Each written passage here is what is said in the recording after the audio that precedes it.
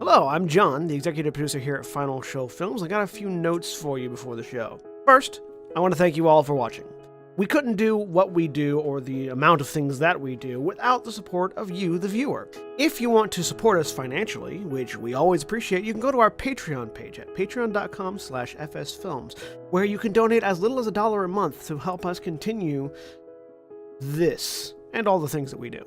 I want to give a special shout out to our $25 supporters, Antitonic, Waterflame, and Samantha Bates. Second, I want to let you all know that we here at Final Show Films are planning a little get-together up at Gen Con this year. That's August 2nd through 5th up at Indianapolis. We're going to be up there just sort of hanging out, enjoying the con, spending time together, and if any of you guys want to come up and say hi, please feel free.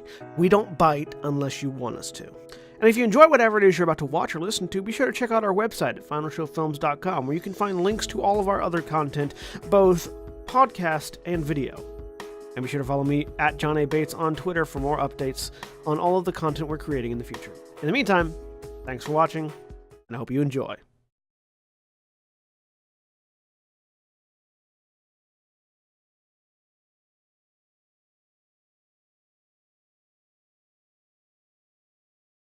Hello, everyone. The Metal Gear franchise. Welcome to No Context. Actually, welcome to BreakVerse. I'm Aaron. I'm the GM. I'm gonna murder all of you or something. And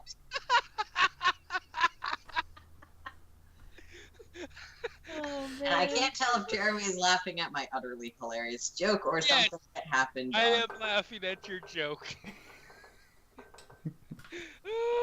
Probably it's a little close to home for you because I have actually managed to kill your characters. Oops. Yeah. So, with me today, we have Kat. Hi, I'm Kat. I am playing Ska, the Wood Elf Barbarian Cleric. And Auntie. Hi, I am Antitonic, and I am playing Kasi, the Naga Sorcerer. And Vern. Hi, I'm Navarin. I'm playing Alistar Amran, the half-elf bard. And Jack. Hey everybody, I'm Jack, and I'm playing Ragnar Einherjar, the Dwarven Paladin of Conquest. And Jeremy. Hello, I am Jeremy. I play Click Clack, the Kenku Rogue. And we're going... And new this week, Steph. Hi, I'm Steph. I play Wolfina Nightdale, the Wood Elf Cleric. Yep. Yay, more elves! Again. More elves! More elves! Yeah. You're gonna have to fight I now. noticed that this party is elf-dominated now. There's 2.5 elves.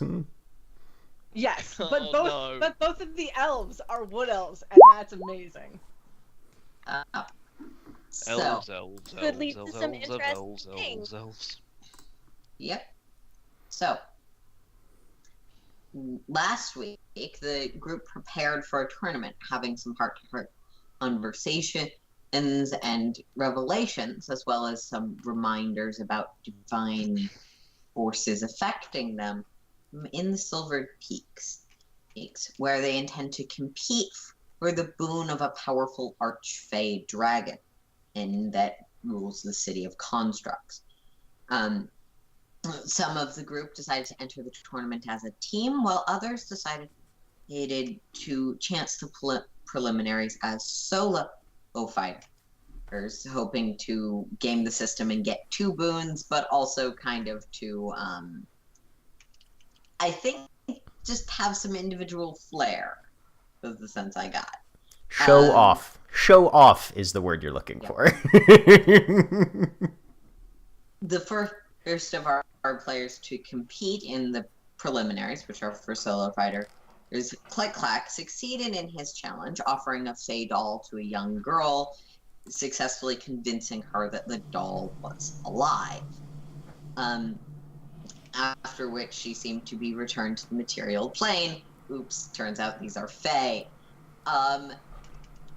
Yes, so generally speaking, this preliminary round is meant to test the breadth and variety of capabilities that solo combatants have. and prove that they are able to compete on their own. But we're going to rewind back a little bit before Click Clack's victory. Wolfina, you are also competing as a solo fighter.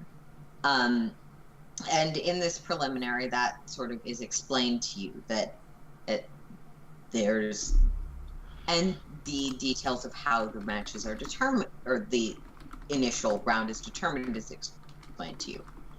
There are 4 different contests, and the order and type of contest is determined by the draw of a card.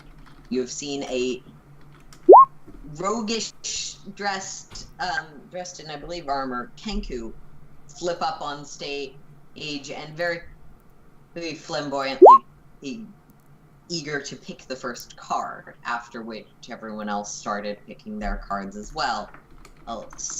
So I'm going to ask you to draw from the deck you see on the screen. There should be a little black card back thing. Okay.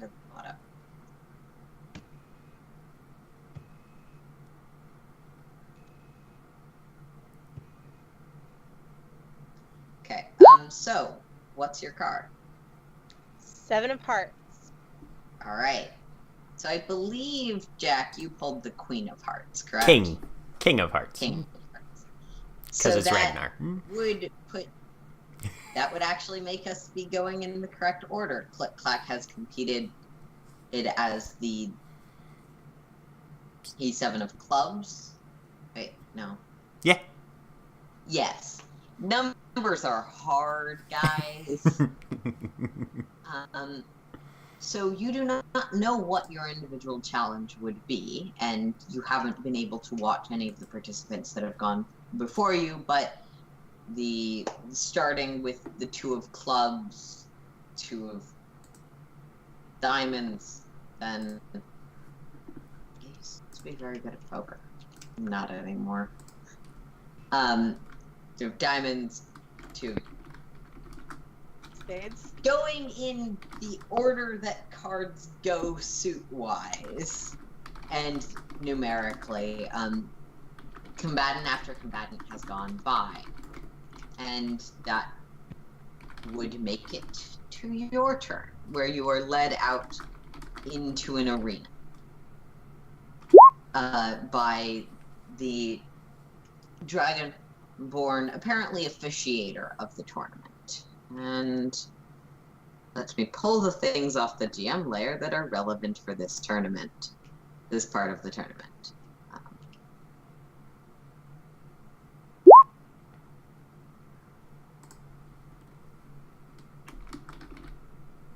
Wait, fuck.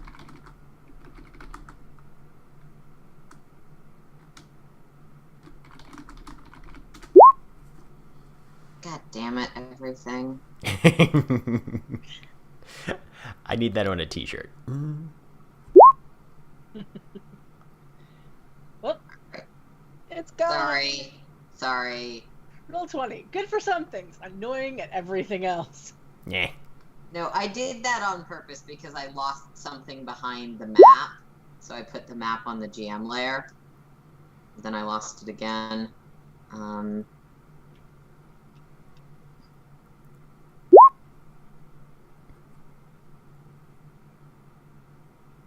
So, I think you should be able to see everything now. It's a thing in a cage. Yep. So, as you walk out, you are handed a piece of paper explaining your task, and will also be read aloud.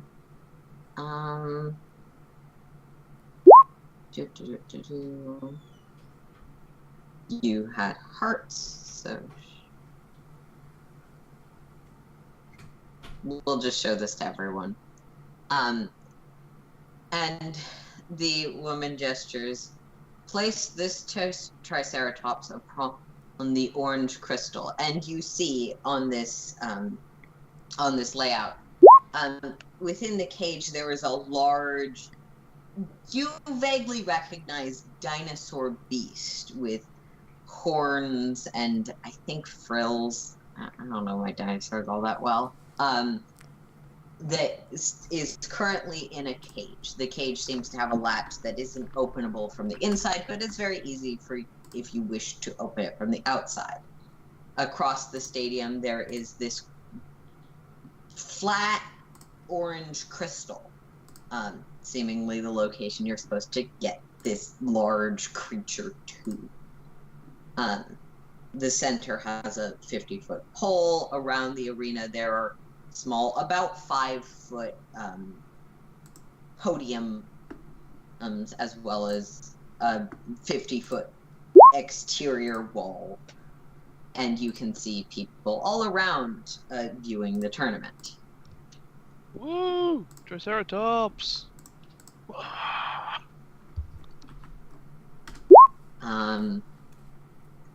And apparently, the players can no longer see the crystal. So give the GM a second to fix that. Crystal's Can back. you see it now? Yay! Yeah, the crystal is there.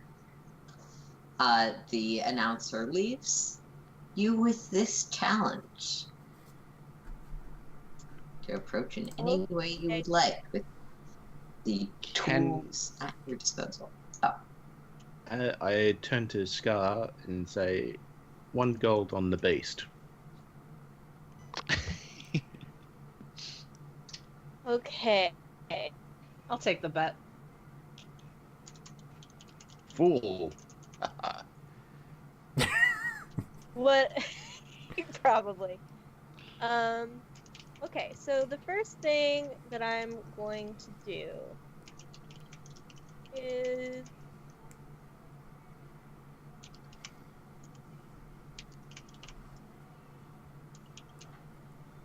the first thing that I will do is use a 4th level, one of my 2 4th level spells, and be totally upfront and cast divination.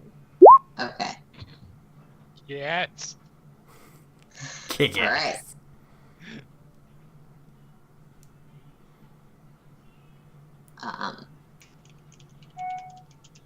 So you put up your offering and beginning to cast as your divination spell, calling upon your god for a solution.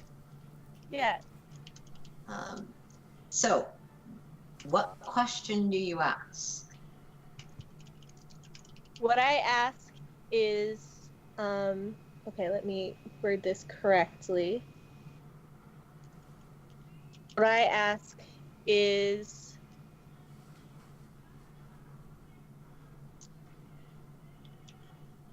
does the Triceratops belong in this plane? All right. Sure, that's actually a fairly easy one. So, for those of you watching, this cleric sits down to concentrate, casting a divination spell. And while you do not hear the answer, what you and Wolfina also see is the moon breaking through the limited amounts of clouds that wisp around this mountaintop.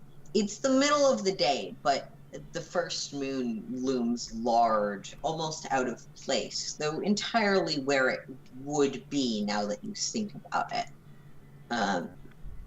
Relying upon the oddness of time within the Feywild to come to the assistance of one of her followers. You hear the chiming voice that you have come to associate with responses from your moon. What is here is here. It is not from here, but it was brought here to be transformed into what this place calls home. The platform will bring it to truly be of this plane. But it is not yet. It is a beast of your home. Okay.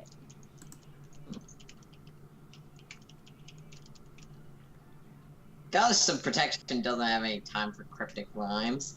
No, that's...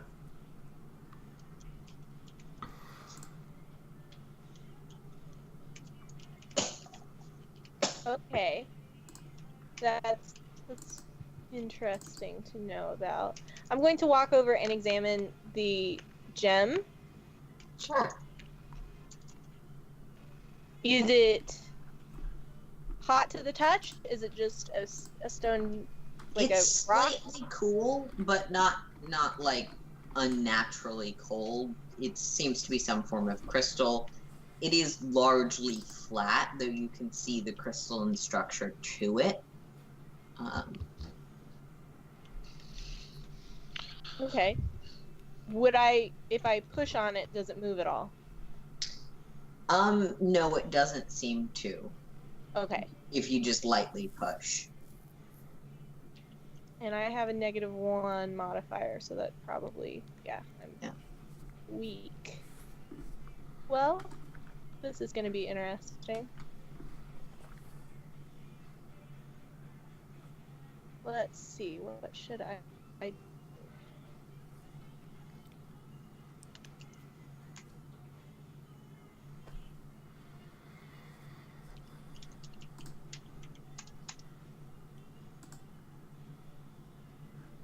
What I will do is move around towards the side. Are these posts here that I could climb on, or? Yeah, so they're about 5-foot stone cubes, but you can taking your time, you can easily stand on top of one. Okay, here's my question. If I stand, like, on or behind it, how tall is the creature in relation to me?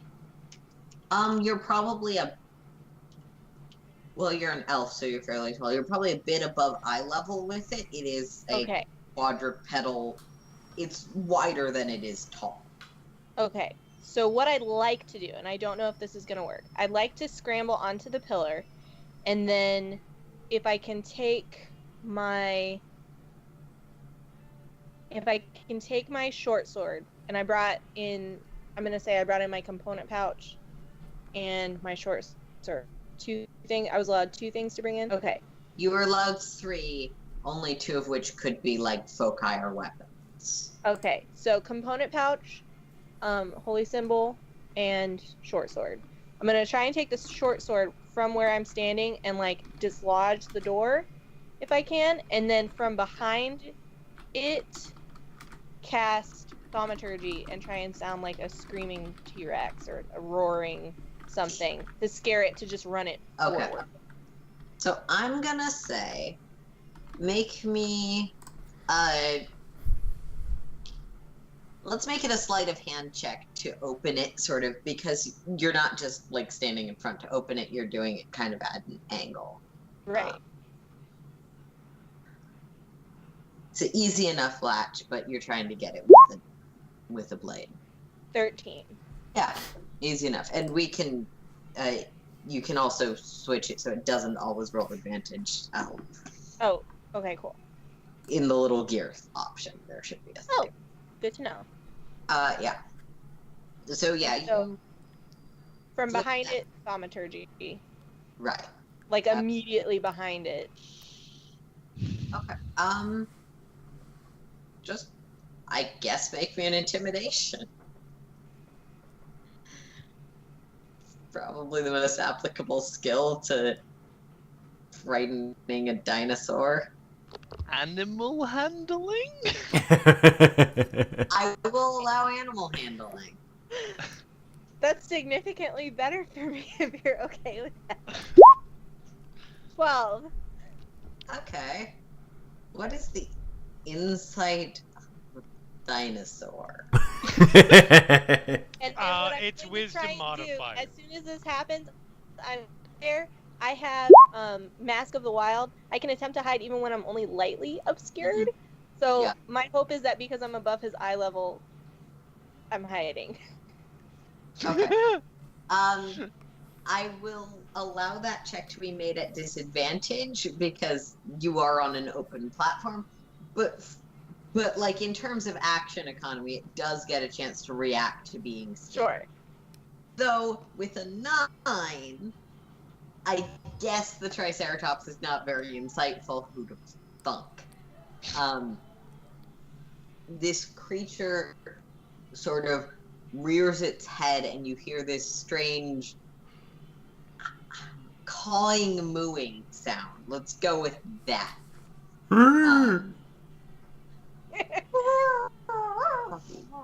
As it takes off in, you open the hatch, so this direction.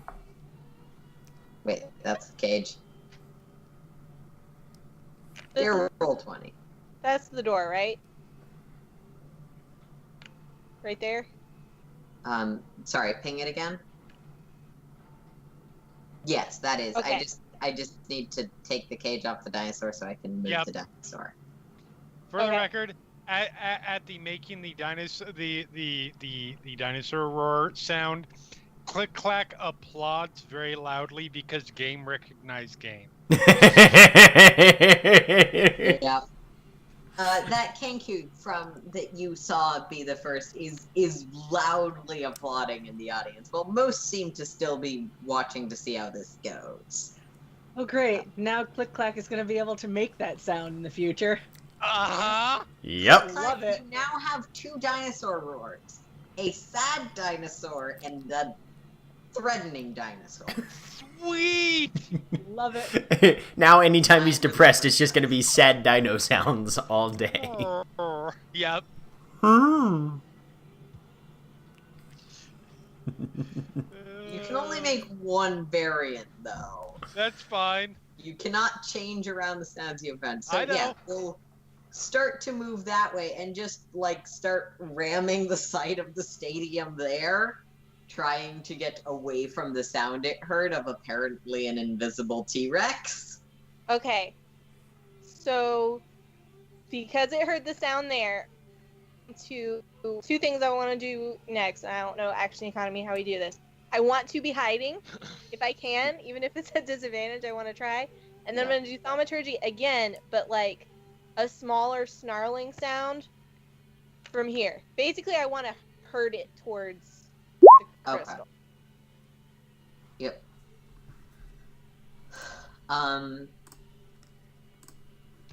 So, in terms of actions, hiding is technically an action, as is Okay. thaumaturgy. So there is a, just from a mechanics perspective, there is a chance that the creature will start doing something else while you are hiding if you choose to hide first, or while you are thaumaturgying before you hide if you choose to thaumaturgy first. Because I'm it's thaumaturgy first action. and then hiding. Okay. Fair enough.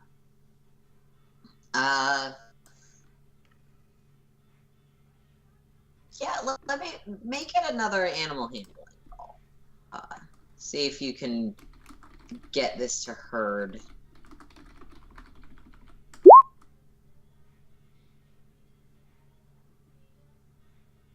So here's the thing that I would like, and maybe Oh, this is going to yep. go badly. I want to do my guidance cantrip on myself for my animal handling. Can I do that? I believe that That's another action. everyone's mocking me because I have a cleric that chain cast that spell. So, yes, It's a though great keep spell. in mind guidance is also an action, and we're technically going. You get to do something. The Triceratops Right. gets to do something. Okay.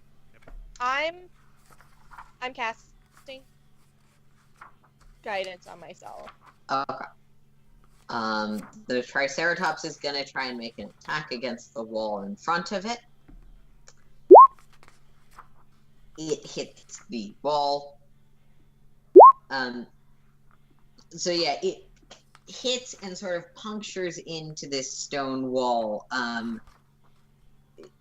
Technically doing a fair bit of damage, though the damage didn't show up for some reason. But it seems like sort of a magical force starts to knit the wall back together in front of it as soon as the wall has been damaged. Okay. So my next action is, thaumaturgy with my extra D4 from the guidance. All right. Try and from like the bottom corner. Yep. Switch it towards. Roughly here or so. Yes. So I'm gonna go ahead and do animal handling 21 plus. Wait, sorry, I did that wrong. There we go. Plus 1. So 22. Okay, 22. It actively cannot make that roll, but we're gonna see if it gets a natural 20. Nope. Triceratops is not wiser than you. And thus there's another sort of predatory growl sniffing sound from its side, and it immediately is going to use its action to sort of turn its head, technically making an attack roll, just shattering this particular pillar here, as it charges off in this direction. And as soon as its feet start to touch the crystal, it continues running. It doesn't seem to notice this, but you see sort of plant growth starting to form up the arms of this Triceratops. Its horn starts glowing with purplish energy, and as it runs across the orange crystal, its entire form is subsumed into this magical manifestation of the Feywild, and it, as it's sort of completely on here, it freezes. Then, sparkling in what? Roll me an Arcana if you want, to identify what's going on. 21. Yeah. With a 21, shattering apart into what you recognize as a teleportation effect of some sort, or dissipating potentially to wherever this Fey that you just gave a Fey Triceratops is wants it. Yes. Right. So, the announcer, that again, this Dragonborn, comes back out. Pass. You're free to watch the rest of the tournament from the stands. Preliminaries will continue. So, have a nice day and congratulations. I will hop down and dust myself off and make my way back to the stands. All right. Yeah, easy enough to do. I'll applaud sarcastically. I applaud non-sarcastically. Does any gold exchange happen? I applaud politely. I didn't make a bet, so no. No, you Not on didn't. my part. Scott will actually look at Carsey. Wait, does that mean I won or lost? One what? Thumbs up. All right. So no gold goes anywhere. Okay. So, Ragnar. Actually, would you, Winfield? Sorry.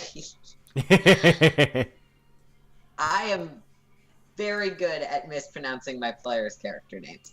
Are you going to be staying for the rest of the tournament, or to watch the rest of the contestants, or?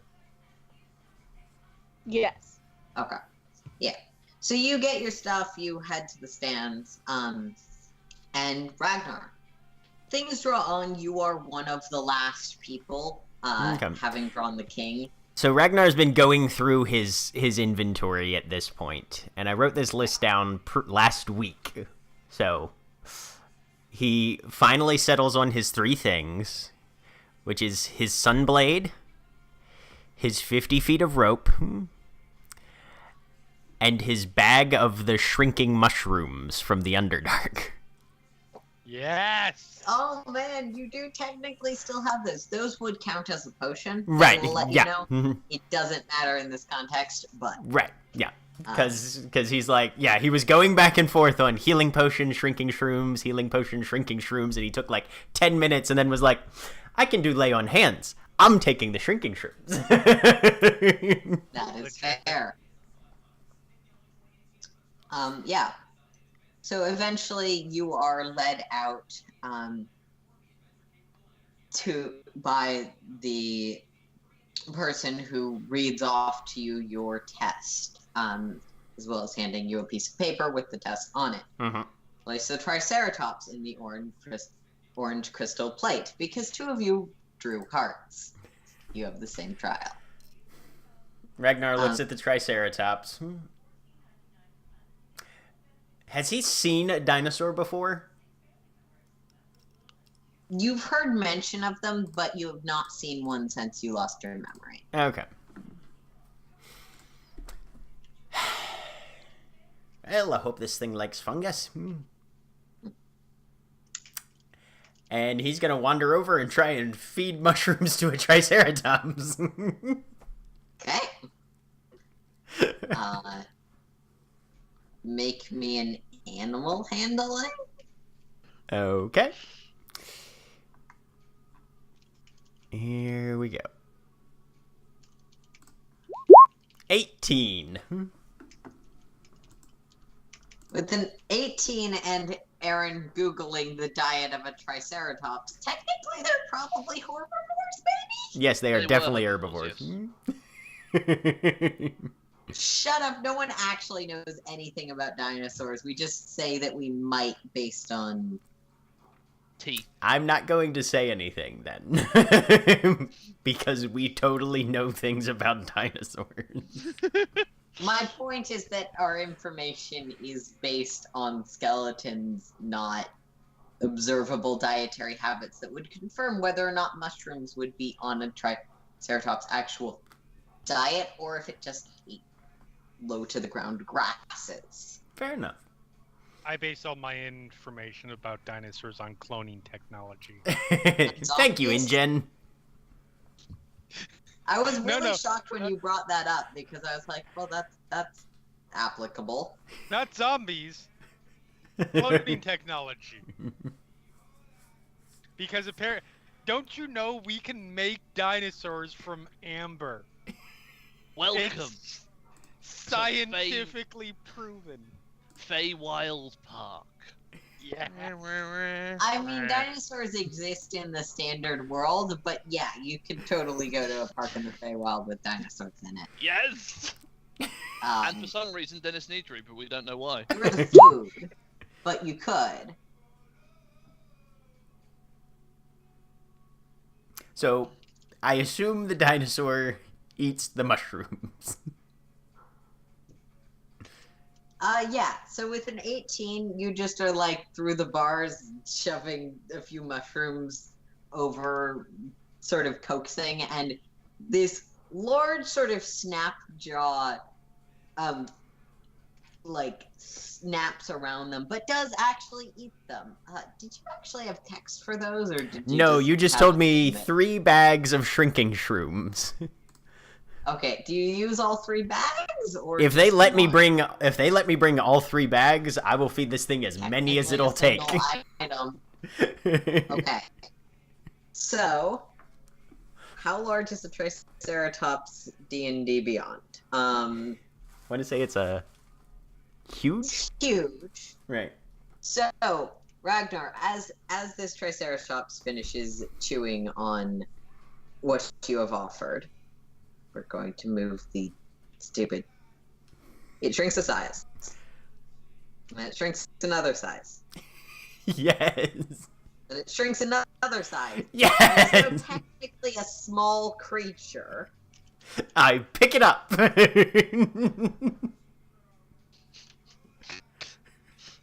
Oh, it's a baby! Says Alistar from the stands. Okay. Ragnar is very What's your tempted to AC? see. Because you just picked up a Triceratops that is very confused. What's my what? AC. My AC is 18. Okay. With an 18, this Triceratops tries to stomp at you as you pick it up, just like flailing with its front paws. Hoof paws. That's totally what dinosaurs had. It's like carrying an unruly reptilian puppy at this point. I mean, it's a very hefty reptile, but yeah, if you think about like Maybe less elephant. lizard-shaped reptile puppy, Yeah. sure. Right. It probably weighs like 40, 50 pounds right now, tops. Yeah. So Ragnar, you now are holding a reptile puppy. And I will just carry it over to the crystal and set it down. Oh, Okay, I you wanted to gotta keep need to it. make one It's more- probably not going to stay that size for very long. No, the shrinking shrooms do not have any long-term effects. But potentially making you sick if you eat more than your BMI can handle. If you go beyond being a tiny creature, you start throwing up. I found the thing where I had this listed. Nice. So yeah, it makes another desperate attack, sort of trying to headbutt you, but it does not work. And you set down this Triceratops, and you see it start to grow crystals from its sides and glow a sort of orangish color with blue tinges around the its entire form essentially now jutting out these crystalline structures. And it does start to expand back to its true size, is with these things now embedded in its skeleton. The announcer walks back out. Pass, you're free to remain for the remainder of the tournament if you so choose. Nah, I think I need a drink.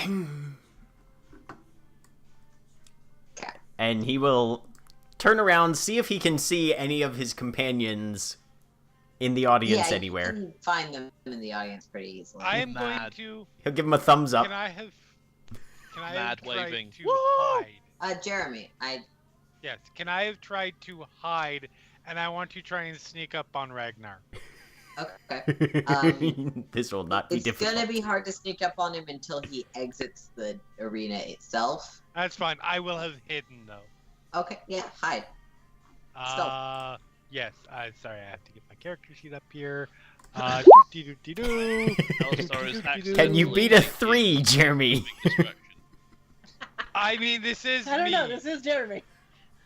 Even Sky with is an absolutely plus visible. 11, I could conceivably do it somehow. You're fine. So Ragnar, Just it still takes a you a shit while show. to actually find your allies looking at the stadium, but you do see them eventually. I was like, Sky is absolutely visible. Give him a thumbs Go, up. Ragnar! Woo!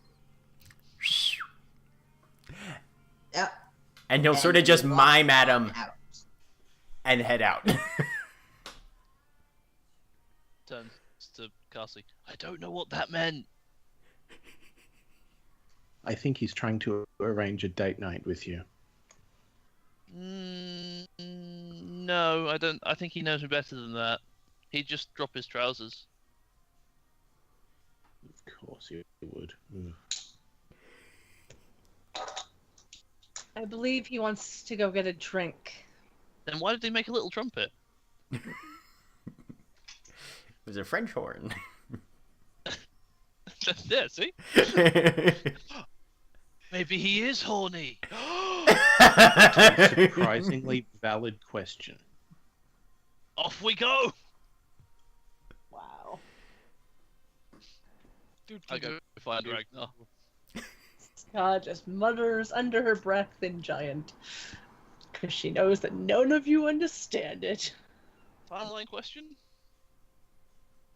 This is after we got drunk last night, right? Yep. Okay, Yep. cool. Yeah, so I'm gonna go find Ragnar.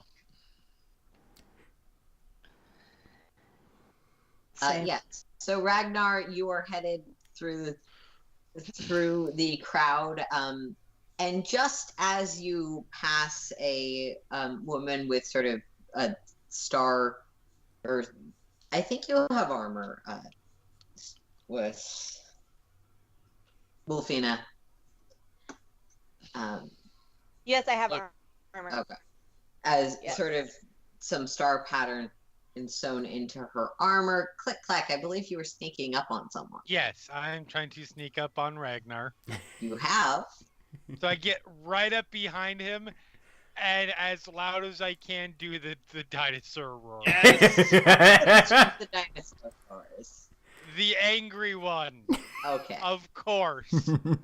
Ragnar, make me a wisdom saving throw, because that's typically the anti-frightened ability. 26. So you hear this loud sound directly behind you. Rah! Or something. Yeah, he whips around lightning fast, and the sunblade stops probably half an inch away from Click Clack's head.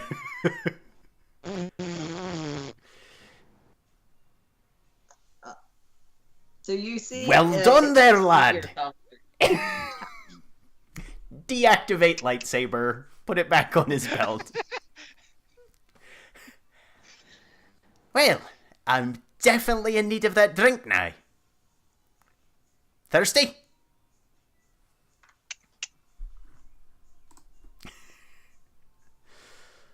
And Ragnar's looking around to see if he recognizes anybody else even remotely in the same proximity. I mean, you start heading back, and you start heading towards where you were heading, and you encounter Alistar pretty quickly. Okay. I came as quick as I could. What's going on? We're gonna go get a drink. Oh, okay, right. That's fine too. I'm not disappointed. That's fine too. Insight check. 11. What is he on about? Accidental deception check? Deception, persuasion, or just communicate what you feel like would be appropriate for that check. 17. He's not disappointed. He desperately wasn't hoping for some sex. Okay. That's not a thing he was interested in. He didn't think Ragnar was horny and was like, no, it didn't happen. Good to know. Good to know. Oh man. Well, Fina, you are seeing all of this unfold right in front of you. I look up, see Wolfina, and look at Ragnar's like, Wait, are you making those gestures at Wolfina or at Ragnar? at Ragnar, pointing up Wolfina, pointing. What about her?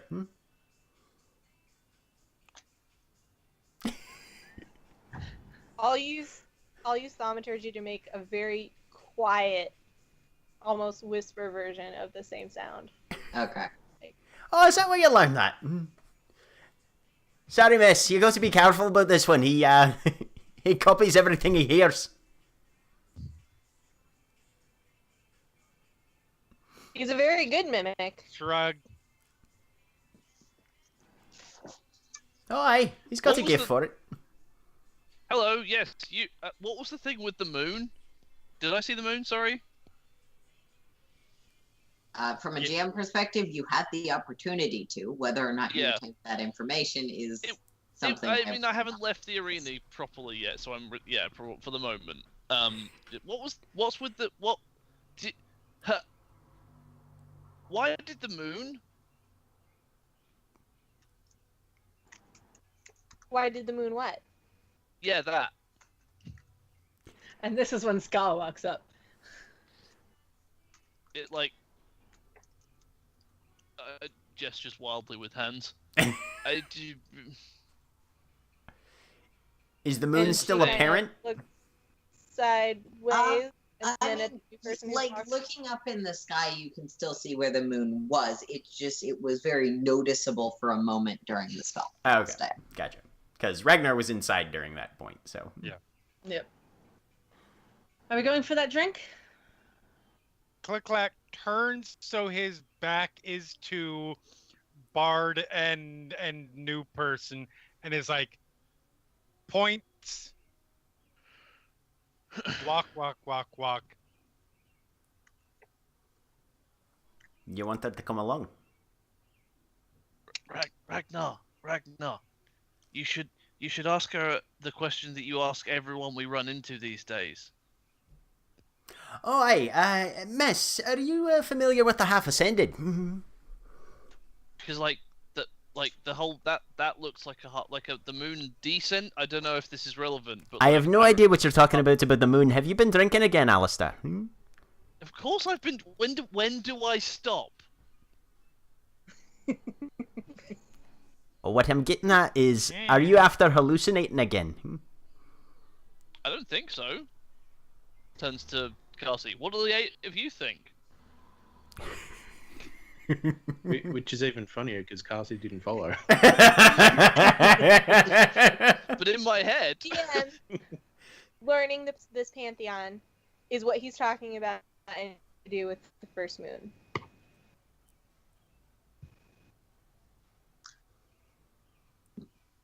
I mean, Ragnar, you're familiar with the moons, Right. obviously. All right. Miss, I'm sorry, Ragnar Einherjar. Anyhow, apparently my friend here thinks you did something to the moon. Is that true? In that sort of very leading, please say no so we can be done with this kind of way. I did Click not. clack no. is click clack. It keeps repeating a word in Undercommon because it's the only language he knows this word I was in. like, which word is it? Useful. Okay. And Thank you. no, it was not. I did nothing. Cluck seems to think she's useful though. Ah, Standing there awkwardly, like looking as people are talking about me, whether or not I'm useful. or Yeah, not. you've kind of been surrounded by an elf, a Tenku that you was a competitor, and others. Scott is gonna look at you. Hi. What's your name? And you at least are talking to me, so I focus my attention on you instead of talking about me. And I make a slight bow and extend a hand. And my name is Wolfina Nightdale. May the blessings of the goddess be upon you. Oh, a holy woman, is Scott it? will reach her hand out to shake your hand. They call me Ska. And then she'll point to the scar on her face for obvious reasons. Alistair leans in. I've never managed to get her to tell me. Hi, Alistair Amaran. Nice to meet you. And just for the benefit of our new player, why don't you actually describe how your characters look? Kat. Oh man, okay. It's been a while Sorry. since I've had to describe her. No, that's fine. Scott is quite tall. She's like 5'9". Her eyes are like a really dark green. She has really tan skin that seems to get darker if she's in the sun. We seem to have lost Navarin. She has a really long brown hair that's parted on the left-hand side that shows off the scar on her left cheek. And I think now she's wearing... Yeah, she's got a cloak of Elvenkind on now over her outfit. I think that's everything. And she's not wearing armor. She's just wearing, like, normal clothing. Okay. Alistair's not here, but he's wearing shiny armor and he's half elven and he can do the full thing if he gets back. Jack? So Ragnar is very weathered. He's definitely spent a lot of time out in the elements, just from his appearance and his general dishevelment.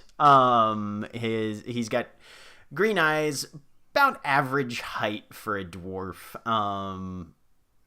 He's built very broadly, and brown hair, fair skin, but heavy on the sunburn. And yeah, he's a little over 4 feet tall. And doesn't always seem super. Not that he's unaware of what's happening around him. It's that he's got just a very singular focus. He focuses on one thing at a time, and like peripheral vision, not really a deal. Yep. And Jeremy. Yep. So Click is a Kenku, so raven type, anthropomorphal humanoid. I believe, I can't remember height and weight, but I believe fairly short for a bird for a Kenku. Just a little bit under 5 feet. Dressed in what can only be described as underdark swashbuckler chic.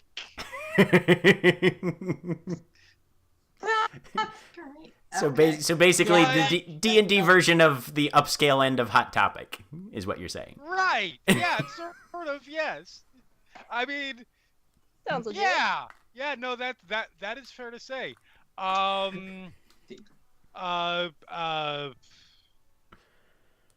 Looks very, if at all familiar with Kenku as a race, he looks and acts very young for a Kenku too. Mm-hmm. Yeah, this is probably the first time you've actually met a Kenku in person, given what we've established of your background. Has Kasi moved over? Are there still any matches, or have they wrapped up at this point? They're going through the last few, probably in the aces by this point. Yep. So he's still watching those. Okay. Yeah. So the Naga is not here yet. Sorry. Scott was introducing herself, and then I tangented things. But That's okay. Ragnar will look Wolfina up and down a little bit. So, holy woman, is it? Mm-hmm. In a manner of speaking.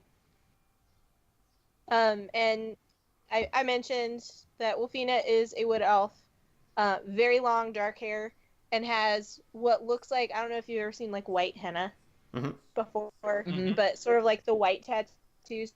It looks like freckles at first, but then if you notice, some of them are connected by lines, not all of them, but kind of a scattering, and it's probably not difficult to figure out that it's probably a reference to constellations. Is wearing chainmail with weird little bits and pieces attached to it, and a holy symbol that basically it's a pearl set in kind of a stylized moon type shape, a weird looking shield, long boots and leather, and kind of just lots of little bits and pieces of metal, mixed metals, bangles and things like that. A prominent component pouch, probably fairly obvious, given that she was drawing several things out of it during the course, and a short sword. Can Ragnar try and ID any of those constellations? You can, given your background, you can make me knowledge water vehicles. Okay. 16. You recognize some of them, though you're not entirely sure of their significance, other than like if on a person's body, you can't really be like, okay, that's the one you go towards if you're going northwest-ish. Right. But yeah, you're not necessarily familiar with the symbology of them, but you recognize them as constellations you would be familiar with from the material plane. Okay. Click clack raise his hand. Hey, lad. Which one? Which one? What? Ma.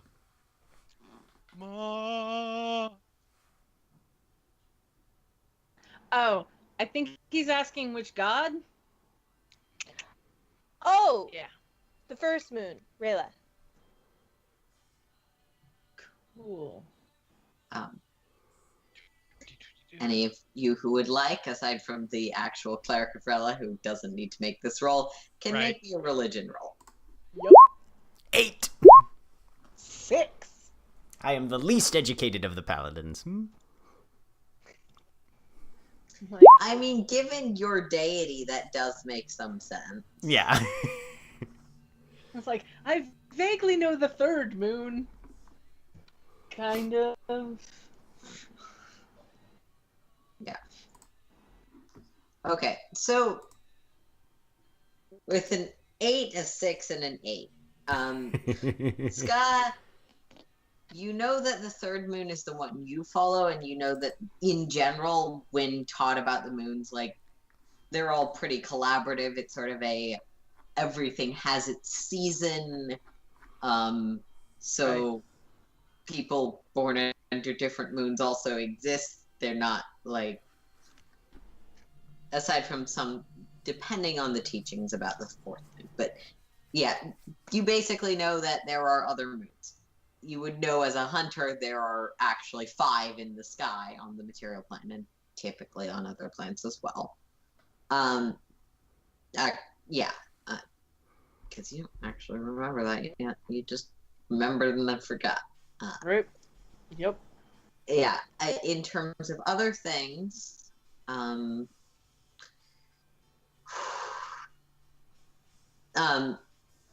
Click, Clack, and Ragnar, you know slightly more. You know that typically Rella is spring. She's the beginning of the year. But Click, Clack, you don't have much reason to know because you lived underground. Right, and this is significantly so. I remember. My interest is in wings, not moons. I'm correct.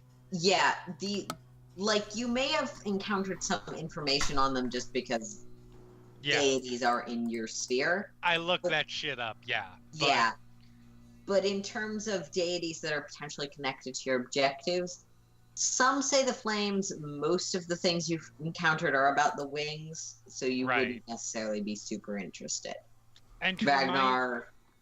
To remind me really quick, because I was really dumb, and when I wrote up my history, I did not put in the specific name of the one I was searching for, or whose information I was specifically searching for. Isn't it Felite? I believe it be Felite and potentially also Ifdor that you're searching for information on. Yeah, yeah. And you definitely know both of those names in at least common and undercommon. Have to do with, yep. Okay. Mm-hmm. First moon, is it? I'm a bit more fourth moon myself, but pleasure to make your acquaintance. It's nice to see another elf around. There are few enough of us in this plane. Well, Ragnar looks around, taking a demographic evaluation of the crowd. I mean, of the children of the plains typical races, elves are the most populous in this plane, though not by much. That doesn't mean they're very populous. It just means that there just aren't that many dwarves. And there's certainly almost no Naga or Kanku around. Right.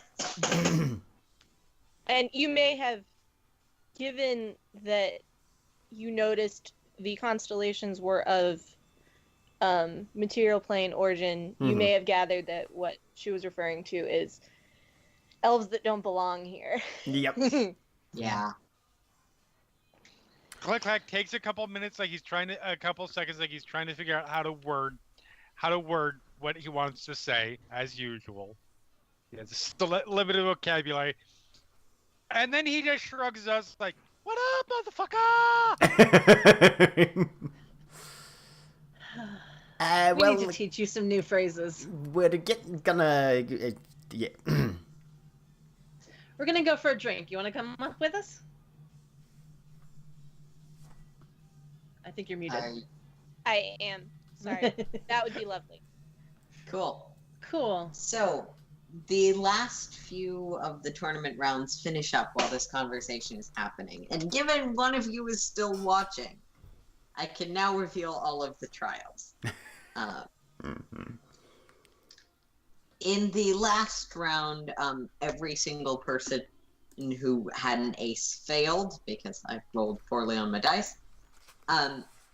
But the trial of clubs, which Click Clack had to do, involves a child from the material plane who seems to begin somewhat charmed, sitting by the central pillar, and the contestants are given the objective of convincing this person that a small doll they are given and toy essentially lives.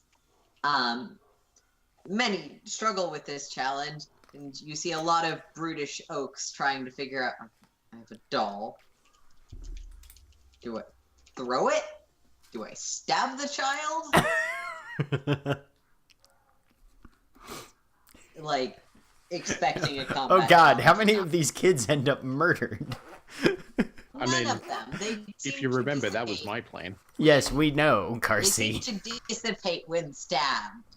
Though, whether or not that actually means they're dead, Feywild. And then there's the test of diamonds, which involves, which none of you had, which involves a statue placed upon one of those square pillars around.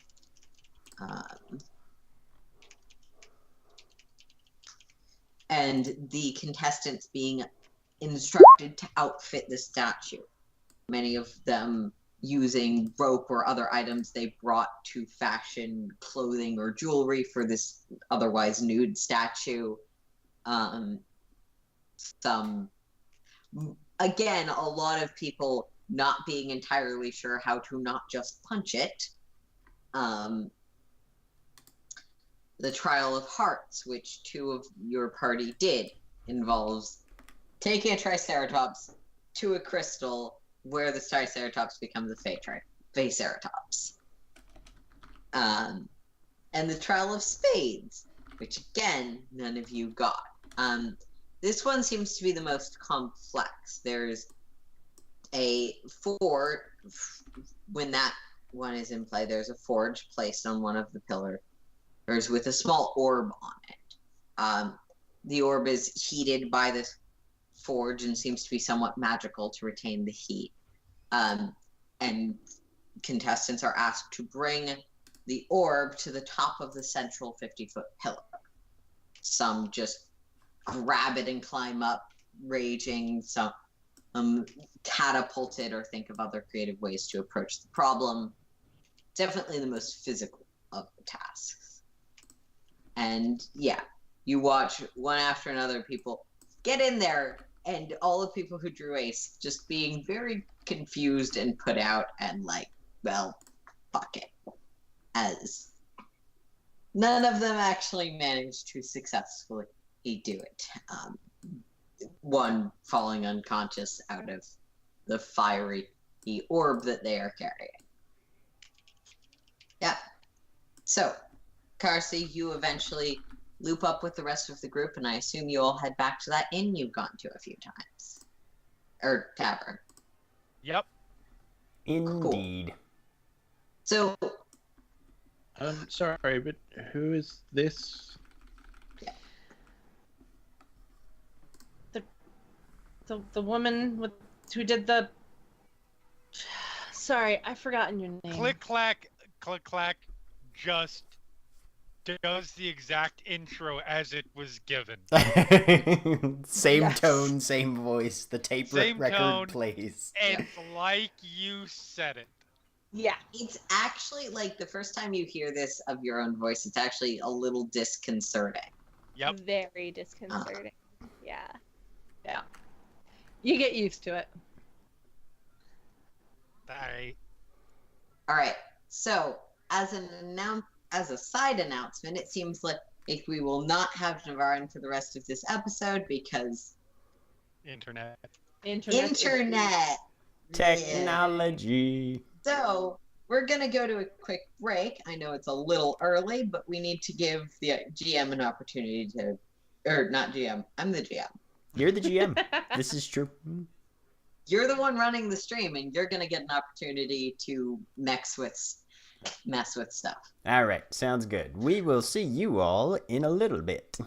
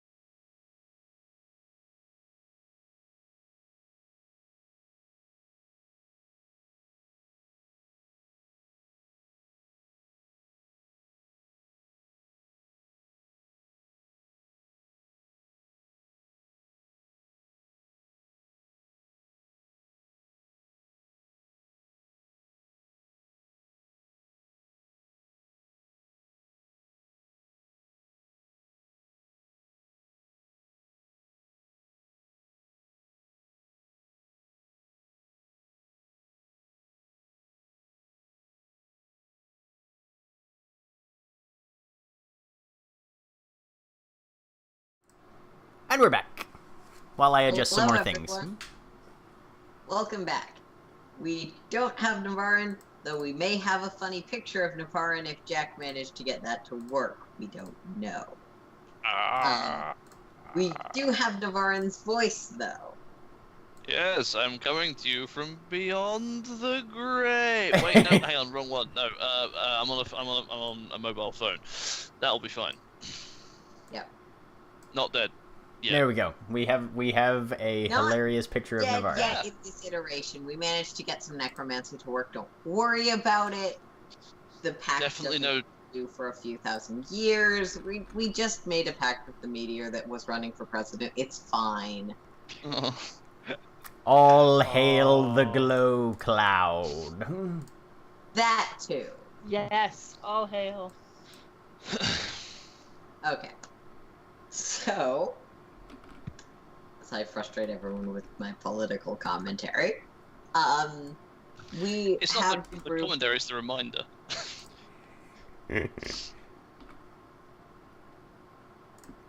Look, joke candidates are not a America unique thing. No, Lord we have Bucket. Lord Buckethead. Lord Bucket. Buckethead! And you guys fucking loved him. We do love Buckethead. He's the best. We assume it's a he. Alright. So, the group with its new cleric in tow, at least for the promise of drinks, is headed to the bar that you have been to before. To briefly reiterate again, because we keep having new people, the city itself is staffed primarily by constructs. There's people wandering around. The city closes at dusk every day. The next part of the tournament will be tomorrow for both groups, and those of you who may choose to continue on as solo acts competing in the actual non-preliminary tournament. But for now, we're headed to the bar, and if Navarin would like to give a physical description of Alistar. Yes. Alistar is roughly early 20s, so 22, 23.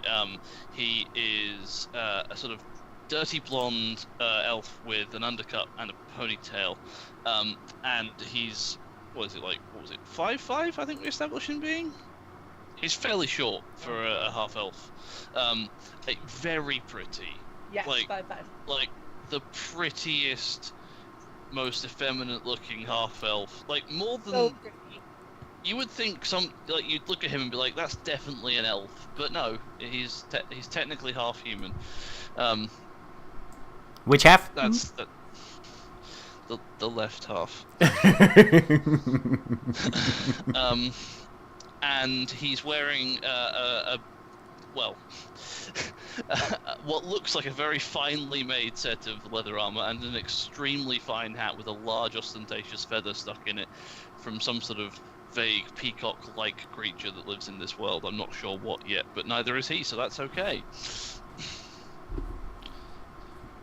He also has various instruments skewered about his person.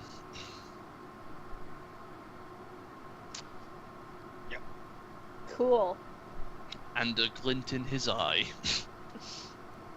And a swagger in his step. And slight disappointment, because apparently Ragnar is not actually interested in dating sexing. Yeah, he has already forgotten that, though, which is the issue. He's already moved on to the next thing, which is drinks. Yep. And you get to the bar.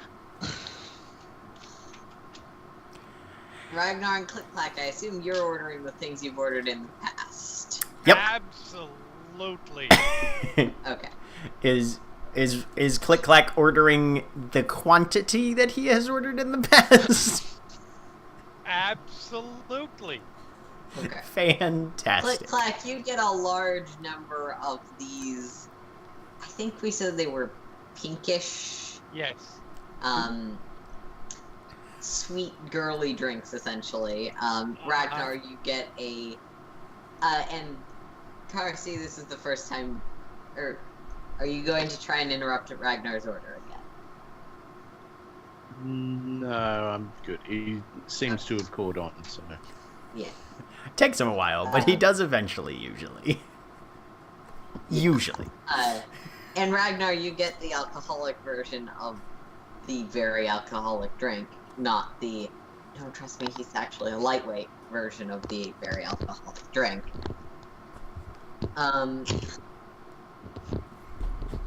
You also potentially get some popcorn. I think that was on Click Clack's order last time. I believe so. Well, it was a drink that eventually turned into popcorn, I thought, right? Yes, and then Click Clack ordered another of everything, and the poor barkeep was just like, we don't have popcorn, we don't have popcorn goblets, but we have popcorn, so here's some popcorn bowls. Sounds about right. Yeah. Fortunately, they're constructs. They don't actually care. Scott is not drinking. Okay. And Carsey is drinking something, again, poisonous. Constructs Don't Actually Care is my They Might Be Giants cover band. Nice. Wolfina, are you interested in ordering something? Drink. Yes. A small glass of something highly alcoholic, a whiskey or something. Yeah. Yeah, they have a large list of things, and you can easily, being experienced enough with the Feywild, narrow down what you would be assume I have a favorite, and it's something small enough that I have no intention of getting drunk, but I do want the taste. Yeah. Works. And all of your drinks are brought out. So, for those who haven't met, this is Wolfina. She's local, I assume? At least temporarily? Temporarily, you know how time is here. No, I don't actually. We've been here for about 4 days, I think. Well, that depends. That's what they tell me, and nobody will be more specific than that. Well, As your teammate specifies with his hand. Yes, hand waving up and down like sound waves. for me, it's been a one-way trip, and it's been about. And she kind of, and she's thinking, it's been about 12 years. Whoa. Shite. You don't say. The question is how much time it's been over there. Yeah, I don't want to be here for 12 years. Well, but I think what she's saying is she's been here for 12 years, but it might only be a few weeks when she gets home. Or it could be a few hundred years. Yeah, that's what I was afraid of. For those of you that remember the plot, that's why you're collecting bones. Yep. Yeah. I was gonna say, that's why I'm here. I assume since you're clearly not from this plane that you may be after the same thing I am. Assistance from a fairly powerful entity in getting home around when and where we need to. Getting the fuck out of here, yes. Yes. That's... yes. Yep. But why would you ever want to leave such a paradise? Paradise. Well, to Look each their own, very- Carsey. Look very specifically at Carsey. Whoa, whoa, whoa, Have you only been in the city? Actually, they kick us out every night. They kick you out of the city every night. Yeah, you would know this. The city closes at night. Only the constructs are allowed to remain in at night. Oh, so presumably since there's lots of non-constructs, there's basically a shanty town outside the gates. Yeah, there's various places people set up camp. other people use extra dimensional pockets, or there's some housing. But yeah, the city proper, the Fae who run it, no one's allowed in at dusk. The city's open dawn till dusk and not any later. Okay. All the interesting Well, since nightlife you happens spent outside. Well, I was gonna say, if you spent some evenings outside the city, then I assume you realize that this is most definitely not a paradise. Well, it's a bit squiffy at the best of times, that's for sure. That's one way of putting it. In any case, your best bet is to be as careful as you possibly to annoy and gather as little ire from others around you as you possibly can. Glances around the table. Guys, Pointedly stares at Alistar. Not really a strong Looks suit, back but happily. I take your point.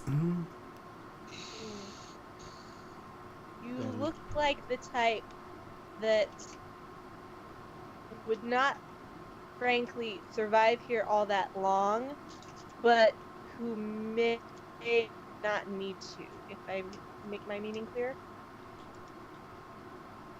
Yeah, I don't know about the rest of us, but I don't plan on staying here longer than I have to. Precisely. So, if this place is so abhorrent to you, pray tell what wonders of your home. What wonders of my home? Yes, if you so wish to get back there, what makes that place so much better? She kind of just looks at you incredulously. Why do you want to go back? I don't think Said Karsi anything does. about back? Hmm? Who said anything about back? This is my home.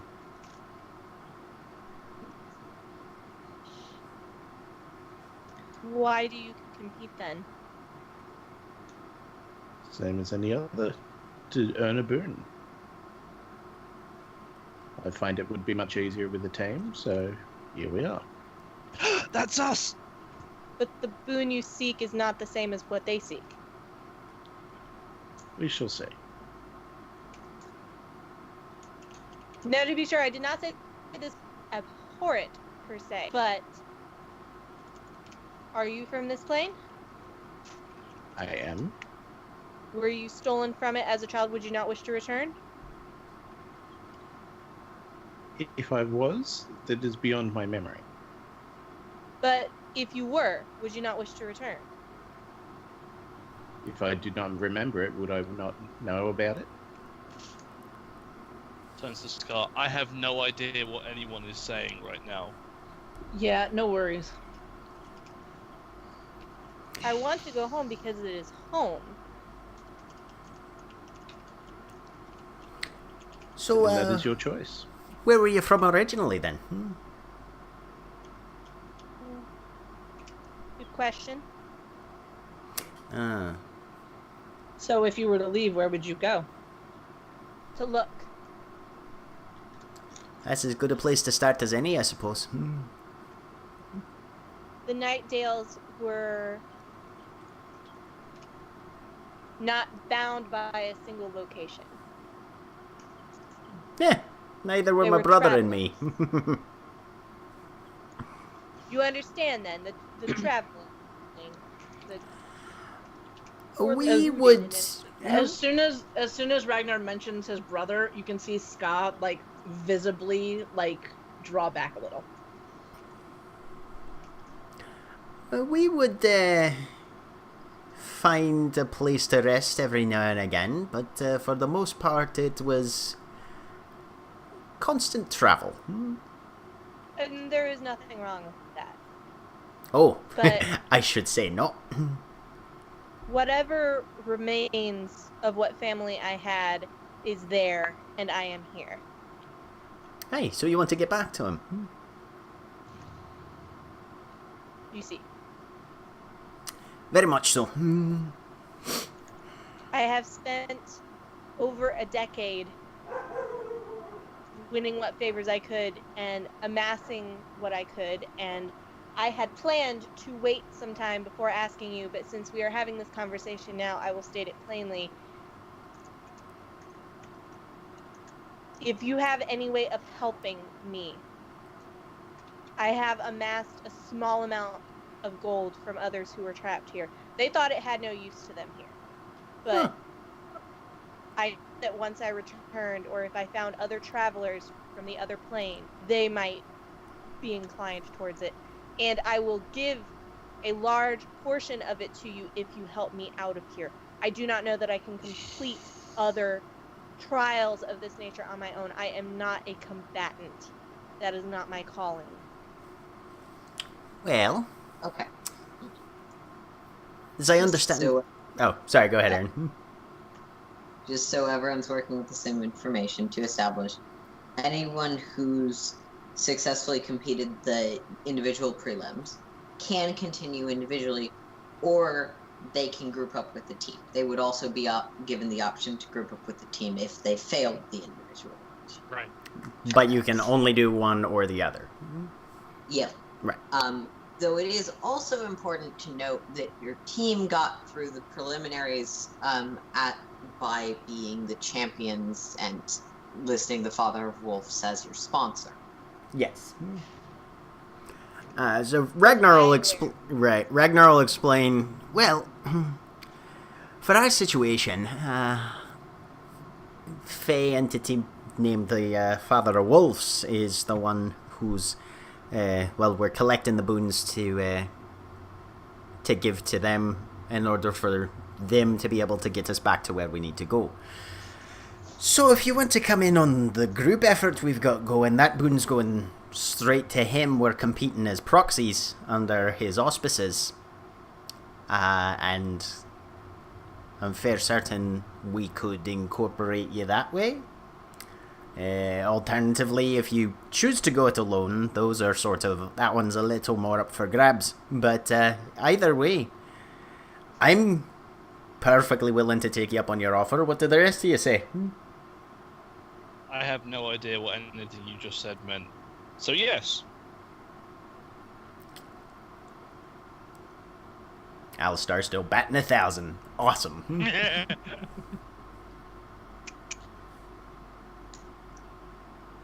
You could You know honestly only help chances of the team, so I do not mind. Are there any rules prohibiting a certain size group? Should ask this. A group can be 3 to 5 members. Please take the NPCs off the team. Ragnar will arrange for that. Okay. Scott will look at Ragnar. You know I stand with you, so... So as it stands currently, it's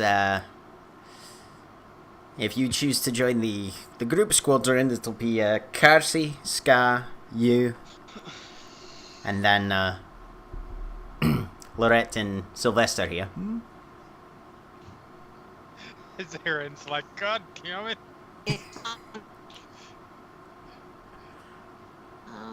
Sorry, Alistar and Sylvester, not Lorette and Sylvester. Oh Yeah, yeah, team no, of yeah, five. I'm Team of 5. I'm in. I'm on the team. I'm helping. You're a very helpful Sure, lad. yeah. May I ask, what are the ramifications of losing since you act as a proxy? Somebody else gets the boon. There are no negative repercussions. Not that we've been made aware of. Given that the Father of Wolves was just like, go find boons if you want to get home, he's probably not... The only repercussion is probably you're gonna have to find a different boon because he can't use a boon he didn't receive. Yep. Okay.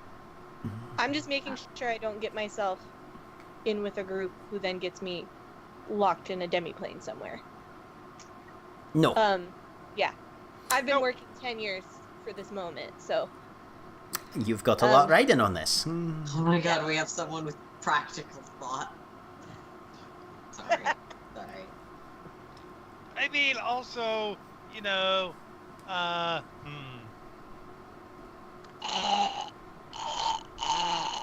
But I'm very good at prohibiting that from happening. That is the best news I've heard all day. It is in this way that I first amassed the small sum of gold in the first place. That makes a lot of sense. I'm also very good at prohibiting the whole. Oh, you mean something different? there's I'm so sorry. Yeah. Oh, I was about to say. You have to forgive him. He doesn't know how to shut up. And she will kind of lean forward. Is he a youngling trapped in an older body? I have seen that before. No, he's just a bard. I'm 22 and a half. Which half? I mean, for a half elf, he's fairly young, but I did travel once with a magician who was in his 20s but appeared to be 10. Ah, see, I knew a magician who was kind of the other way, who was in his 20s but looked like he was about 70. Reverse.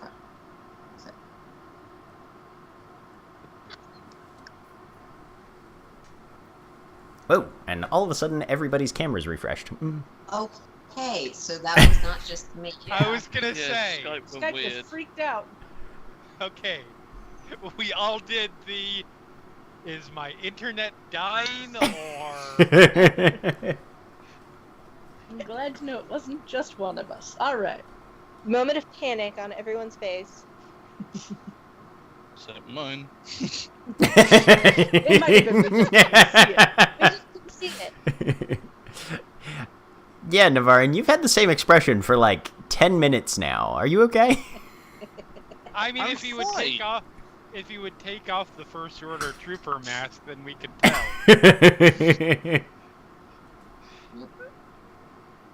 This is my normal face. I don't know what you're on about. Perfectly So, normal human anyway. face.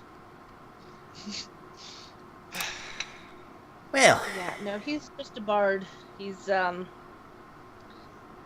eccentric isn't exactly the right word. Awesome. Are you familiar with bardic magic? So, for clarity, how Would I much have of a sum heard are that? you talking? oh. Well, Steph has a question first, and then... Sorry. Aaron, did you hear that? No, I did not. Oh, I'm sorry. I asked if I would be familiar with the idea of bardic magic Oh, at absolutely. all. Or if they're saying you're- bard, and I'm like, what are they talking about? Yeah, you're familiar generally with the magic wielded and properties Okay. of the various standard classes, I guess. So they say bard, and I get the picture. Yeah. Yeah? Yeah. Yeah. That works.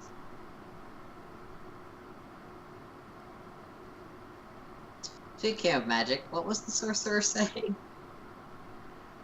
So, for clarity's sake, how much of a sum are you talking? Well, if I'm working with you, a sum is not necessary entirely, since I will be helping you, correct? Maybe. Since I would but one of all the others. Now, if I had failed my original trial, which I was concerned may be a thing, that may be a concern where I could leverage. But as I see it now,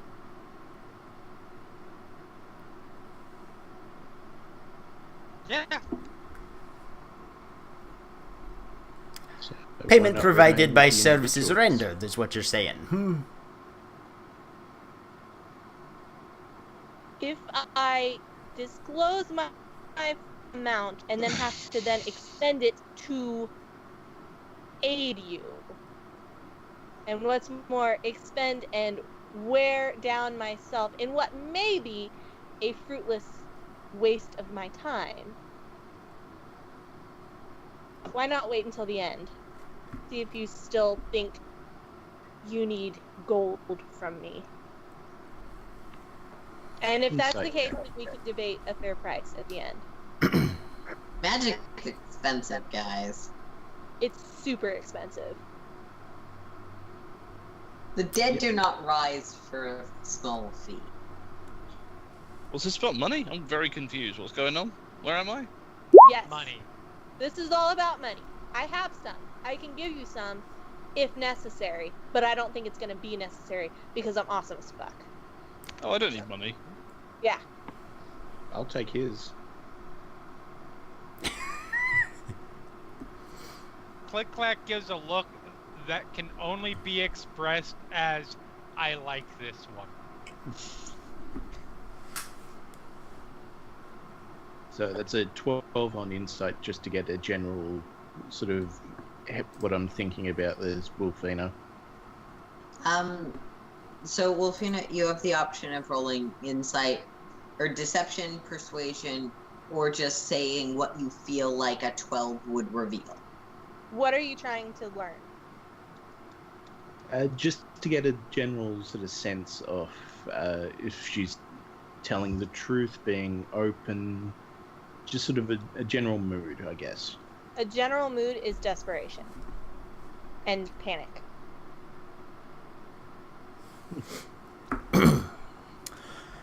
Well, seeing as we're all in She the same... desperately wants to go.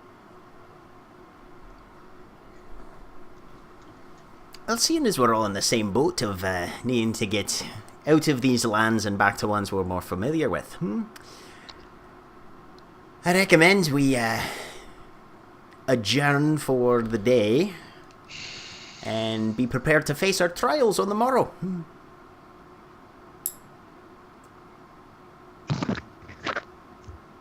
If you wish, you can remain here.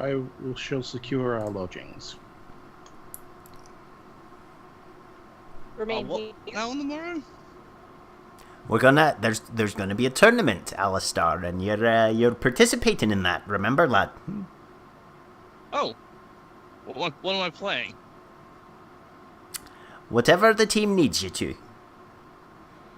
Okay. You're sort of everybody's understudy. Oh. Okay. So I'll What do just... you want to like vocals or I'm very confused. Well, you might be playing stab that motherfucker in the neck, or you might be playing I don't know that one. I feel it's a little self-explanatory. Hang on, let me just strums a few bars. Stab that motherfucker in the neck. Yeah, I can do that. No, Okay, this is yeah, no, this I is can- this is this is less of a musical production and more of a stage extravaganza. What for? Well, You know, technically, Ragnar, we actually don't know what it's going to be. It could be a musical. actually, that's a very good point. Click Clack, who is now, probably 3 drinks in by this time, Oh, at least. decides now is the opportune moment to hop up on a table and proceed to pantomime out the idea of stabbing someone in the neck with lots of flair and flourish and Sound effects, I assume. and fancy You footwork. have a fair amount of experience with how that works. Yes. So Yes, and yes, all of the sounds of such a battle. So I will remove myself from the table and I'll just say, please allow me, remain here. I shall collect you when I'm ready. I will even settle the tab for our drinks. Insight check. Yeah. I was gonna say, I'm also going to insight check that. So this is Natural one, Samantha. it's a natural one. Okay. Yeah. I love like- it. So, click clack. You're fairly sure there's something off about that statement, given past experience. Scott, you can see the lying through the teeth of it. Okay. It does have pretty big teeth. Yeah, you go ahead. Settle our tab, and then go find us lodgings. We'll wait here. The Birdman carefully perches himself on the edge of the table, leans down, and stares Carsey right in the face. Nah. Can I counter insight check Scar? Technically, yes. Go for it. Sure. We are at inception levels of insight. Insightception. That's a natural 20, so I guess Scott can... What are you trying to find out?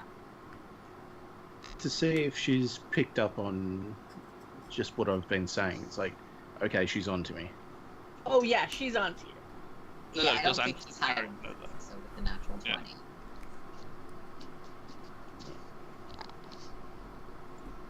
Very well. Can I ask a question? Yep. Would I have picked up, based on what they had with them, the general proportion of melee to ranged weapons that are hanging on their persons? Just roll me a Oh yeah. perception check. None of them necessarily conceal what they have, but you can sort of figure it out.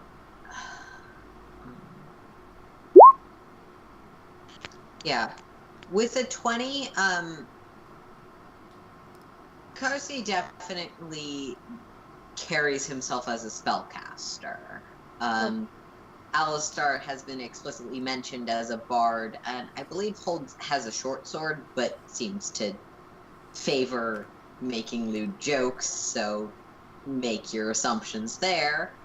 Also, oh. you would notice a sort of a jagged bone tucked into his, like a sash Right. at his side. Yes. A jagged bone that seems to be some sort of thrown weapon that you don't quite recognize. Ragnar is definitively melee, as is Ska to the large extent. Yeah, Yoshi she's does got a some- very large greatsword on her back. Yeah. The Kenku has a rapier and dagger, but also a short bow. Yeah. And a prominently seems to have very displayed bag British of ball things. bearings. Yes. Chinese. So Right. prominently displayed like ball bag, yeah. Yes. You're hilarious, Just Auntie. trying to get a feel, To and move then on very also... quickly. Sorry. So no, I will go up and, with a little look back, honestly settle the bill, Okay. and then go to the outskirts of town to try and find a relatively nice-looking house. And I guess it doesn't really matter if there's anyone in it. This one. Okay, make me an investigation. I think my mic's cutting out. Can you guys hear me? We heard that. Yep. Okay, good. Sorry. I wasn't audible earlier. I was trying to get across. Sorry, that Alistar does have a rapier hanging at his side and a longsword Okay. Right. on his back. Yes. Well, Fina is just trying to get a feel for Mhm. what, if it turns Yeah. dangerous, what it's going to look like tomorrow, and whether she should go with a bow or a short sword or Mhm. run Yeah, and in hide. terms of combat styles, I was giving you what you would have picked up with a 20, which Yeah. is Mhm. That's perfect. Alistar almost certainly favors his words as a weapon. Click-Clack seems to have a prominent sword, but also a bow. Ska and Ragnar definitely smash things, and Carsey has some sort of thrown weapon and carries himself as a magic user. Some sort of thrown weapon and plenty of woo-woo. So with an 8, you can find a decently nice house. It's definitely occupied. So I'll knock and attempt to get them to come to the door. Oh no. Okay? And murder them. And eat them? Yeah, and a winter eladrin will shortly enter the door with that sort of frosty-leaved pattern to her elven features. Yes. Greetings, friend. I bring news from the Feast Keeper. He would consider it a great honor if you were to vacate your premises for the evening. Make me a deception.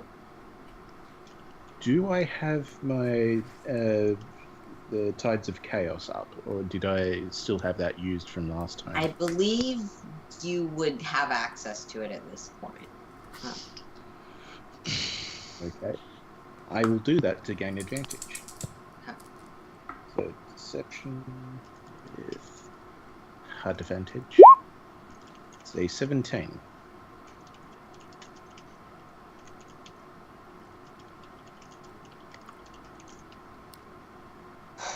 She seems to take you in and then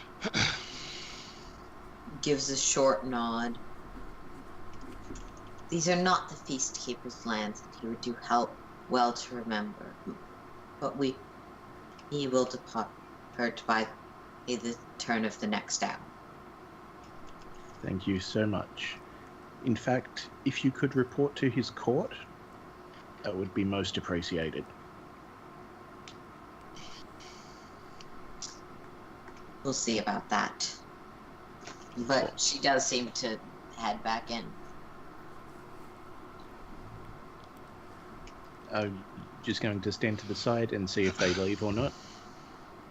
Yeah, it takes about a half an hour, but she and two others will eventually leave. All seeming to be winter at the moment, and definitively Eladrin elves, which are the most common sort here. So I will close the door mostly, but like wedge it open so I don't have to try and unlock it. Okay. And then go to retrieve the party. All right. But at this point, I probably would not have waited, and I will go. I don't know where I spent the last several nights, but I'll go to the same place. Yeah, you probably spent your nights around the tents that form outside of the city each night. If you aren't inclined to wait for the party's discussion of where they are sleeping. I'm not going to stay with complete strangers. That's First probably night. very smart. That sounds like stranger danger, but thanks. Yeah. Complete strangers who were acting really weirdly about the concept. Yeah, and at least one of whom acts like they want to take all my money. So Yeah. I'm leaving. Yeah. One of whom wants to take all of your money, one of whom doesn't seem to remember 3 minutes ago most of the time. Wolfina displays an uncharacteristic amount of sense for this group. That's how you know. Fantastic. I'm like, that's how So you know excited. she's new. Yeah, High it's a good wisdom group. character. Yes. So, High wisdom. you 20 wisdom. return, collect your party, all of you head out of the city for the night. Yep. I'm pausing to make sure that no one says, but I wanted to. Nope. Nope. But I wanted to assassinate one of the High Fae. Go ahead and try. What are you wanting to do with that? And this is where I introduce my new character. No.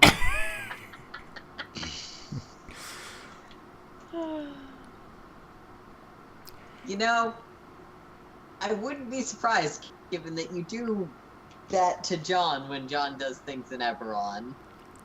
What? I do what? You do the same thing in his game. Oh, yeah. Yeah. So, I mean, patterns are patterns. Sorry. We're a few weeks behind on releasing Eberron, but you might want to listen because that's where Shit the context happens. Because that sort of shit goes down. Ragnar will take first watch. Well, Second. other people. I'll take a last watch then. I'll take last watch as well. All right. Good. Somebody should watch that one. Carsey can watch the Uh, surroundings. Ska watches yeah. Carsey. Zawin will take first with Alistar and With Ragnar. what's her name?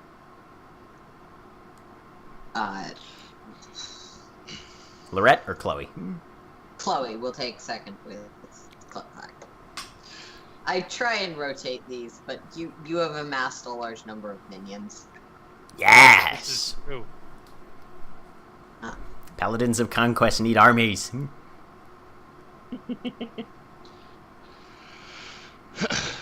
Yeah. Okay. So, first watch, Ragnar, is there anything you want to do? If Zawin seems open to conversation, he'll try and dialogue with her a little bit. Just kind of generalities. How she's doing. Anything she needs. Has she made any progress on this looking for people quest thing since we've been to the Feywild? But not pushing for details, because she doesn't seem very forthcoming on those details.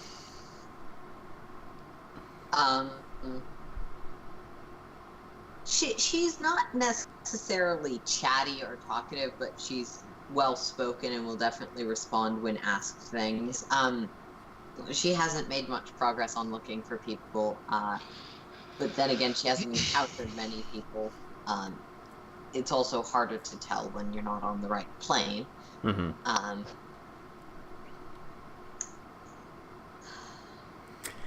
Well, we'll get you back to the right plane as soon as we can. Mhm.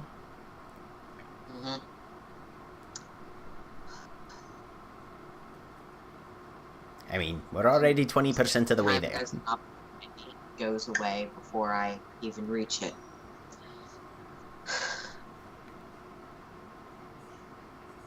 All right.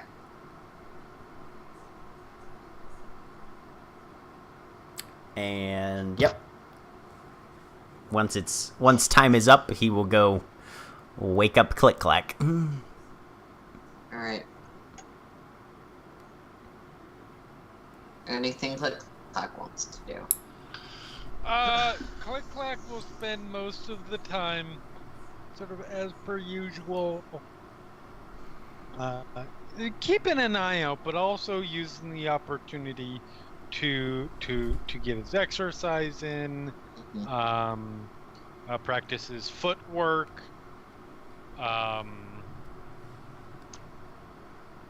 fence with whatever inanimate objects might be in the vicinity, so on and so forth. So are we all woken up by the sound of a crashing vase midway through the night? Make me an acrobatics. I mean, it's only about 75% showing off. Acrobatics. 28.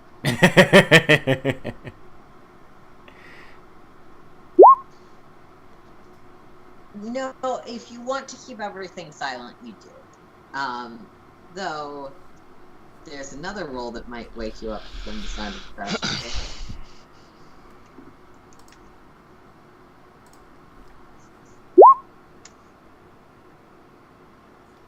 No, that's a decent roll. Steph, are you still there? Because chat,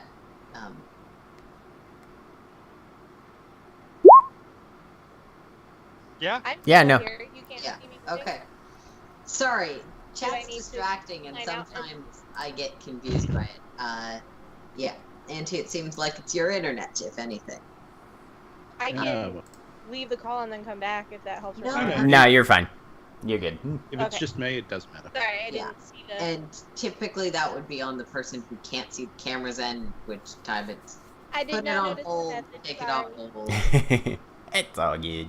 go beat Skype with a wrench for a little bit. Yeah. Click-Clack, you probably noticed during the course of the night, Chloe trying some of her simpler spells, while holding, just very softly because people were sleeping, whistling her magic while holding a blade in one hand, because she no longer has enough hands to use her harp.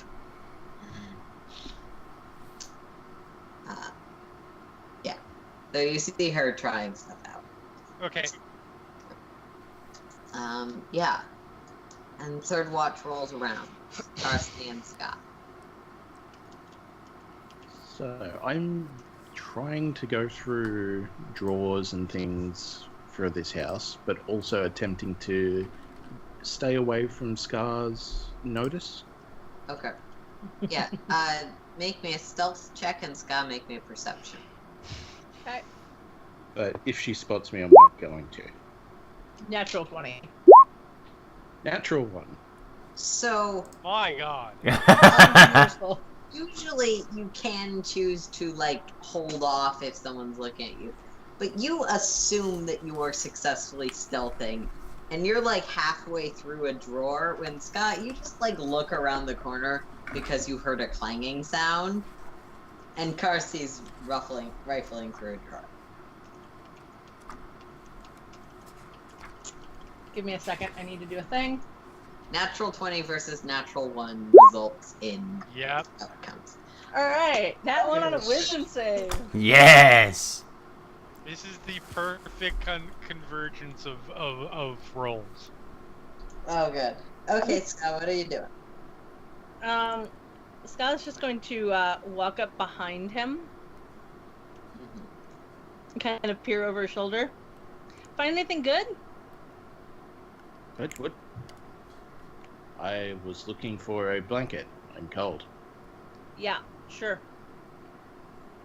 Brr.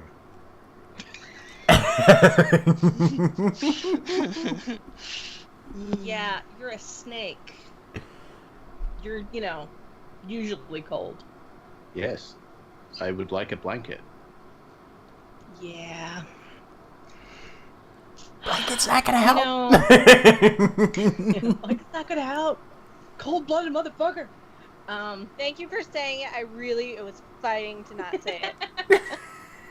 I assume he would actually know that, but it's just like, oh, what can I say? Blankets are still soft. Snake people may like having a blanket. Maybe. Just not gonna get him any warmer. Not so much.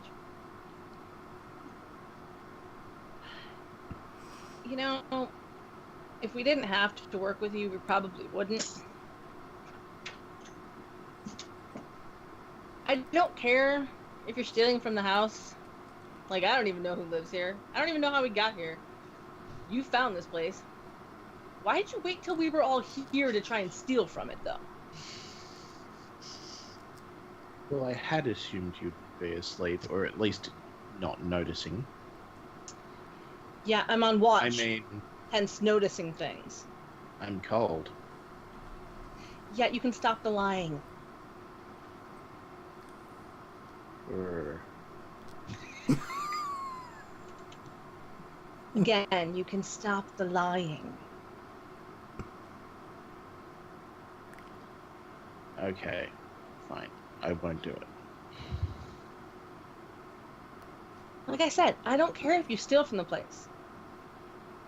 Just, why did you wait till we were all here? Why didn't you try and steal from the place before you came back and got us? Where's the fun in that? So it's all about the hope to get Getting stuff. That's what the fun is. So you like the thought of possibly getting caught and just hoping that you don't? No, not really.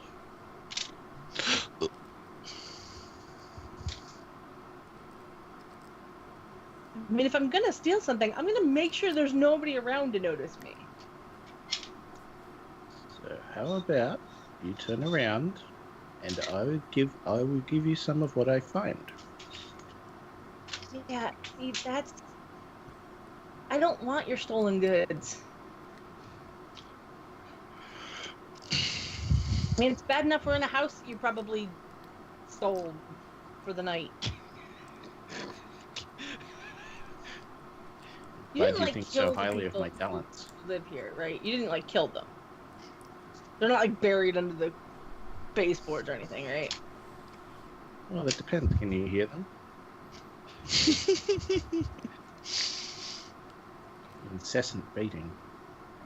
Oh, All of a sudden, Click-Clack just says Nevermore for some reason. I like the idea that the house is pickpocketed, by the way. I feel Someone's like pocketing that's us, the it's you. player who's like, can I roll a sleight of hand roll to steal this person's house? And then you roll a nat 20, and yes, you Yes. did. No, I mean, in the you didn't. Feywild, sure. It's a teeny tiny house. I disguise myself as a house. At 20. Well, here's the problem. You're a house now, and you don't know how to turn back. Yes! I could see that happening. Sorry, with I don't know. Very well. Anyway, you know, I'm gonna go back to doing watch, and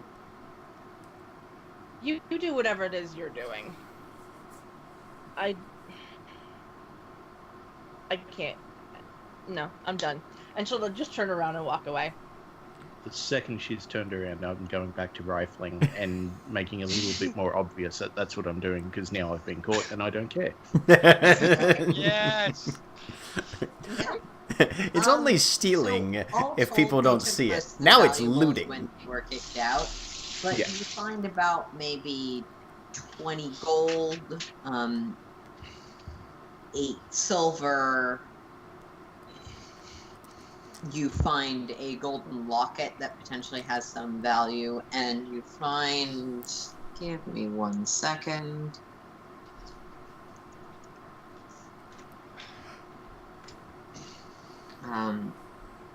Beyond that, the only other thing you would find that might be economically valuable is a diamond worth 300 gold. Nice. I will pocket everything except for 5 gold that I will attempt to reverse pickpocket into Scar. It's pocket. Please say pocket at the end of that sentence. Ah! Now, the best part is, where are you trying to put this money into Ska's outfit?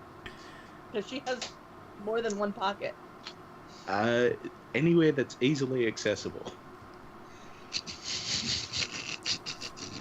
Take that as you wish. Roll and Ska, roll me perception with advantage because this is on your person and someone you already know steals. Oh my god. I love how with advantage I got 2 17s. got a Yeah, 20. you managed to just walk over and like sit down next to Ska and very quickly into a back pocket, probably next to her coin purse or in her coin purse. In one of my coin purses. In one of them, yes. I don't know if she has multiple. She has multiple. Okay. Alright, so I have 5 Scott additional has a coins. Liefeld number of coin purses. Oh no, please. No. Can I also include something else in that roll, or would this be an additional try? Depends on what it is. Ragnar's coin purse now empty. You would have to make a separate roll because that is against Ragnar. He's asleep, so it's going to be his passive. To That give- No, to this was I think the give one to that Scar. I think this was the one that Ragnar had put down for the thing and Carsey stole. Yeah. And Wait. now it's empty from gold, so it's just the purse with nothing in it. That Carsey still has. Can Carsey confused. slip the? Can That's Carsey what I said. slip the coin pouch that they took earlier from Ragnar into Scar somewhere? Yes, you can slip an empty coin purse to Ska as well. In that same role or a new one? In that same role. Okay, all good. So, yes, now you have Ragnar's purse. Okay. You have the empty coin purse that Ragnar left. Yep. Okay. I'll add that to my inventory. So now it looks like Scar stole it. No, it doesn't. I didn't have it. Doesn't look like I stole it though. We'll see. Hmm. And I assume watch continues in awkward Yeah, silence. watch continues. Eventually, you guys pack up and leave this house where you've sent the people off to their potential deaths. Door open, who cares? Yep. And you meet back up with Wolfina as the city opens for the day. So Ragnar's anyway- gonna wave and then see if he can pull her aside to ask her a question. Okay, easy enough. I had a bit of an inquiry, and given that you're a lady of, well, the type of talents that you have, our friend Chloe there, she's shy in arm. Is that something that an individual of your persuasion might be able to do something about? Can I see the person? Yeah, you can see Chloe is it from your medical training. It's clearly a fairly recent wound, but the large part of her arm is just gone. Mm-mm. Probably So- like, or chomped off, something like that. Ugh. So, would it be safe to assume that the only thing that could even come close to doing anything about that would be greater restoration, and then it probably wouldn't even... Would that be a safe assumption, or am I in guessing Let me territory? check my cleric spells. But Well, there's- that's, I was gonna say regenerate Yeah, is a 7th there is- level. Right. So generally, you know what spells you may later get access to. There is Yeah. a 7th level spell called regenerate. In terms of other things, I could have sworn that one of the restorations did.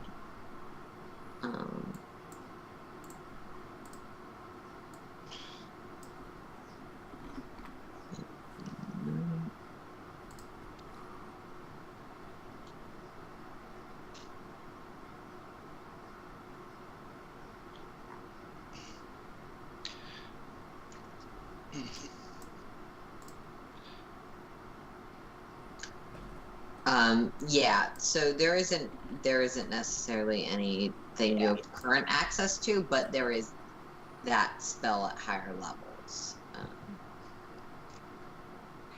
Okay. So I'll kind of think about it for a second, and then ask, is this someone who will be with your group for some time? I believe so, yes. Like us, she's from...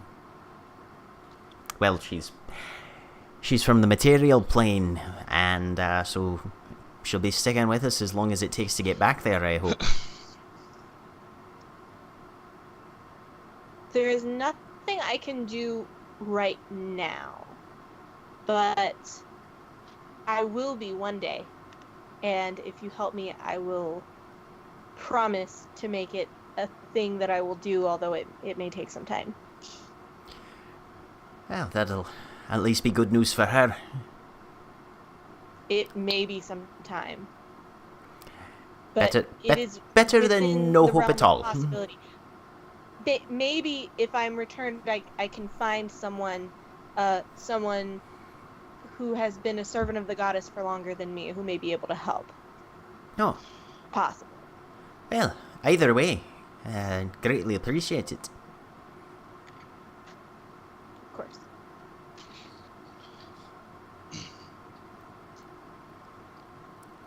Now, aside from getting back to the part of the universe that we're all a bit more familiar with. Is there anything else you'll be needing along the way that we should know about ahead of time?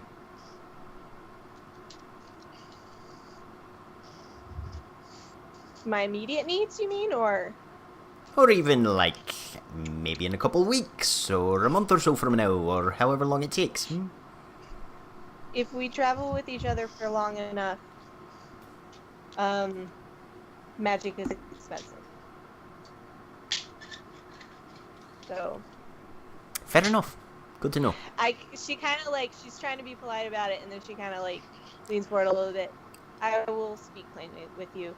If your group has a propensity for getting themselves killed or seriously maimed and injured, it will be a more expensive thing to remedy than if I'm simply asking Rayla's blessing and aid on an occasional basis, if you understand. You look like the sort that does not hesitate to run towards rather than away from danger, so it may be an expensive course. I do have some funds, which, as I said, I am happy to use for the benefit of this group, given that you promised my inclusion so that I can find a way home. But cut to background shot of the two of them, like it's framed with the two of them looking at each other talking, and in the background, Click Clack is like walking across like the edge of a roof, like on one foot, just hopping his way across because he wants to. Yeah. Even a few episodes ago, I think that's fair. Alistar is unassumedly walking directly underneath with no knowledge of what's going on above him.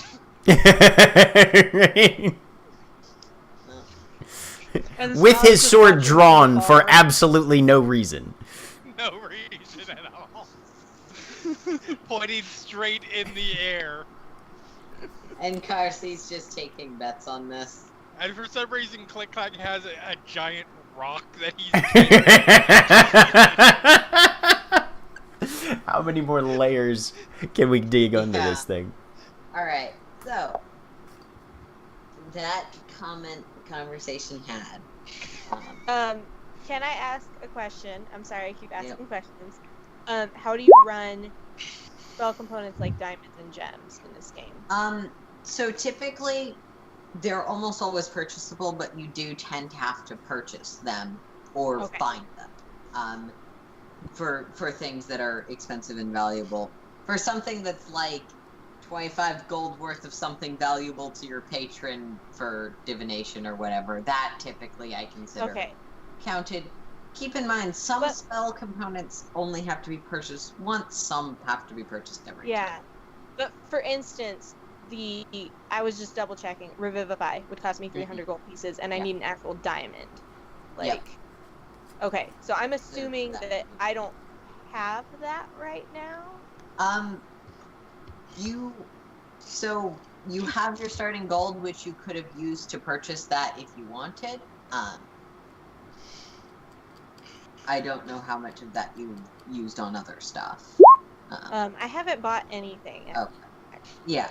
So you absolutely could have purchased one of the diamonds with your starting gold, or any other spell component you wanted from that. That's really I'm trying to be practical about cost, but that's true.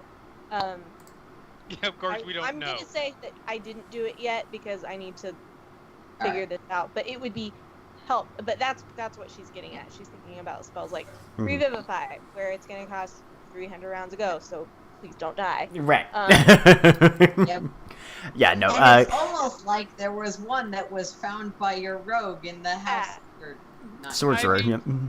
Personally, I really like the idea of one of us dying and like, quick, does somebody have a diamond worth 300 gold? And Carsey looks around as if no idea whatsoever.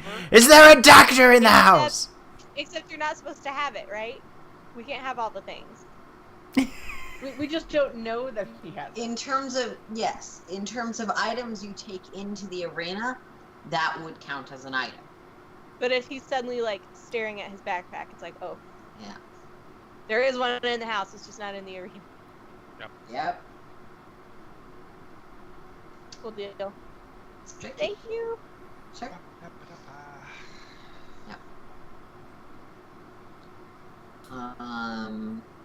Yeah. But any component that doesn't cost anything, you don't need because of your spell focus, but your spell component pouch could also have. Okay.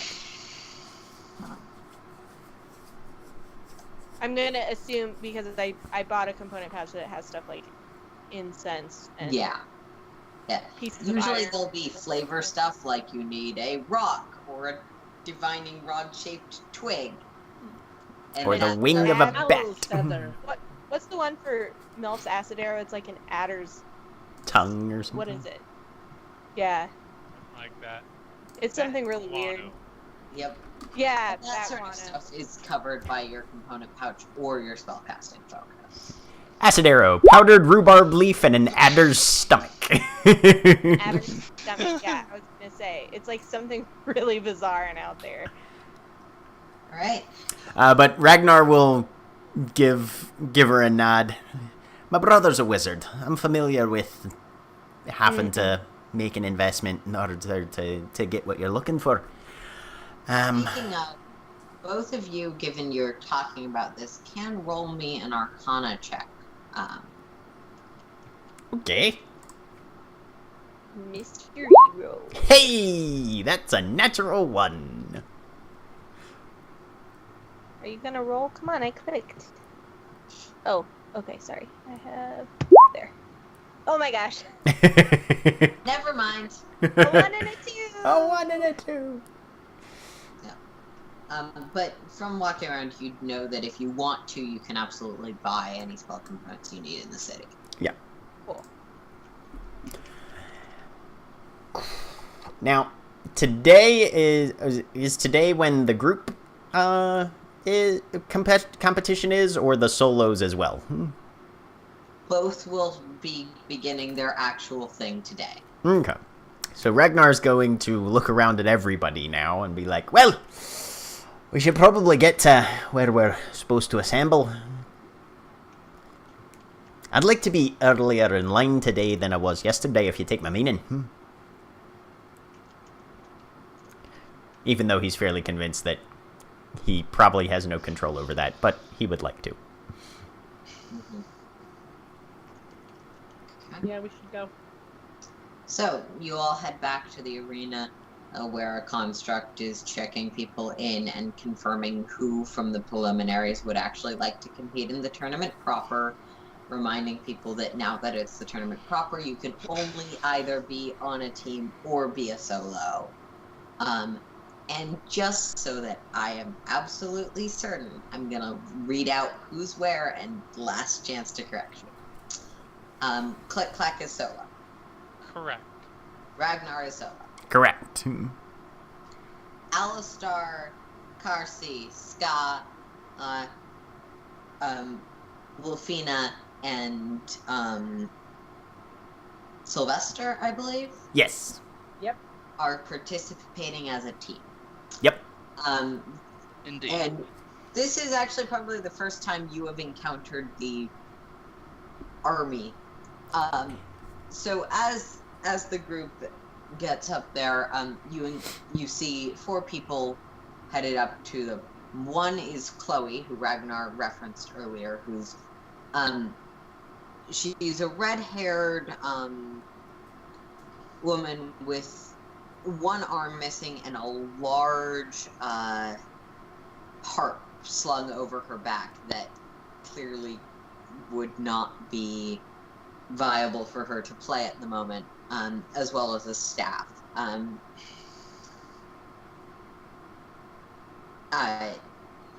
She seems to be human.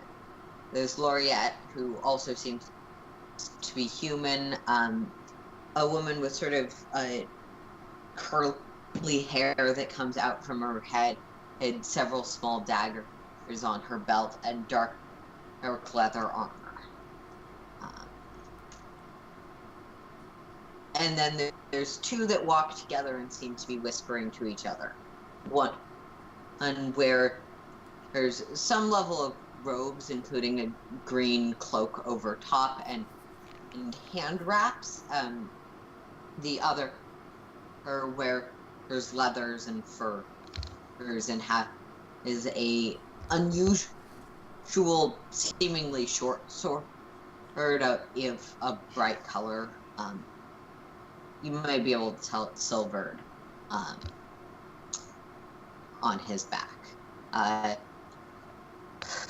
The roguish-looking woman will introduce herself as Laureate, and Sylvester will introduce himself. He's the one who'll be competing with you.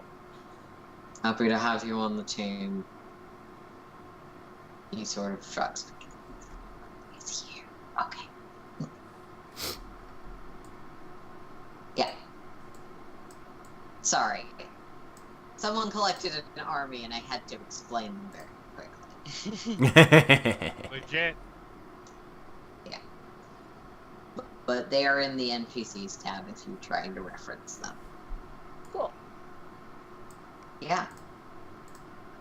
So, with the true competition on the horizon and everyone locked into their spots, having successfully completed preliminaries where necessary, that is where we're going to end tonight. All right, say goodbye, everybody. Bye. Goodbye. Bye. Hello. Goodbye.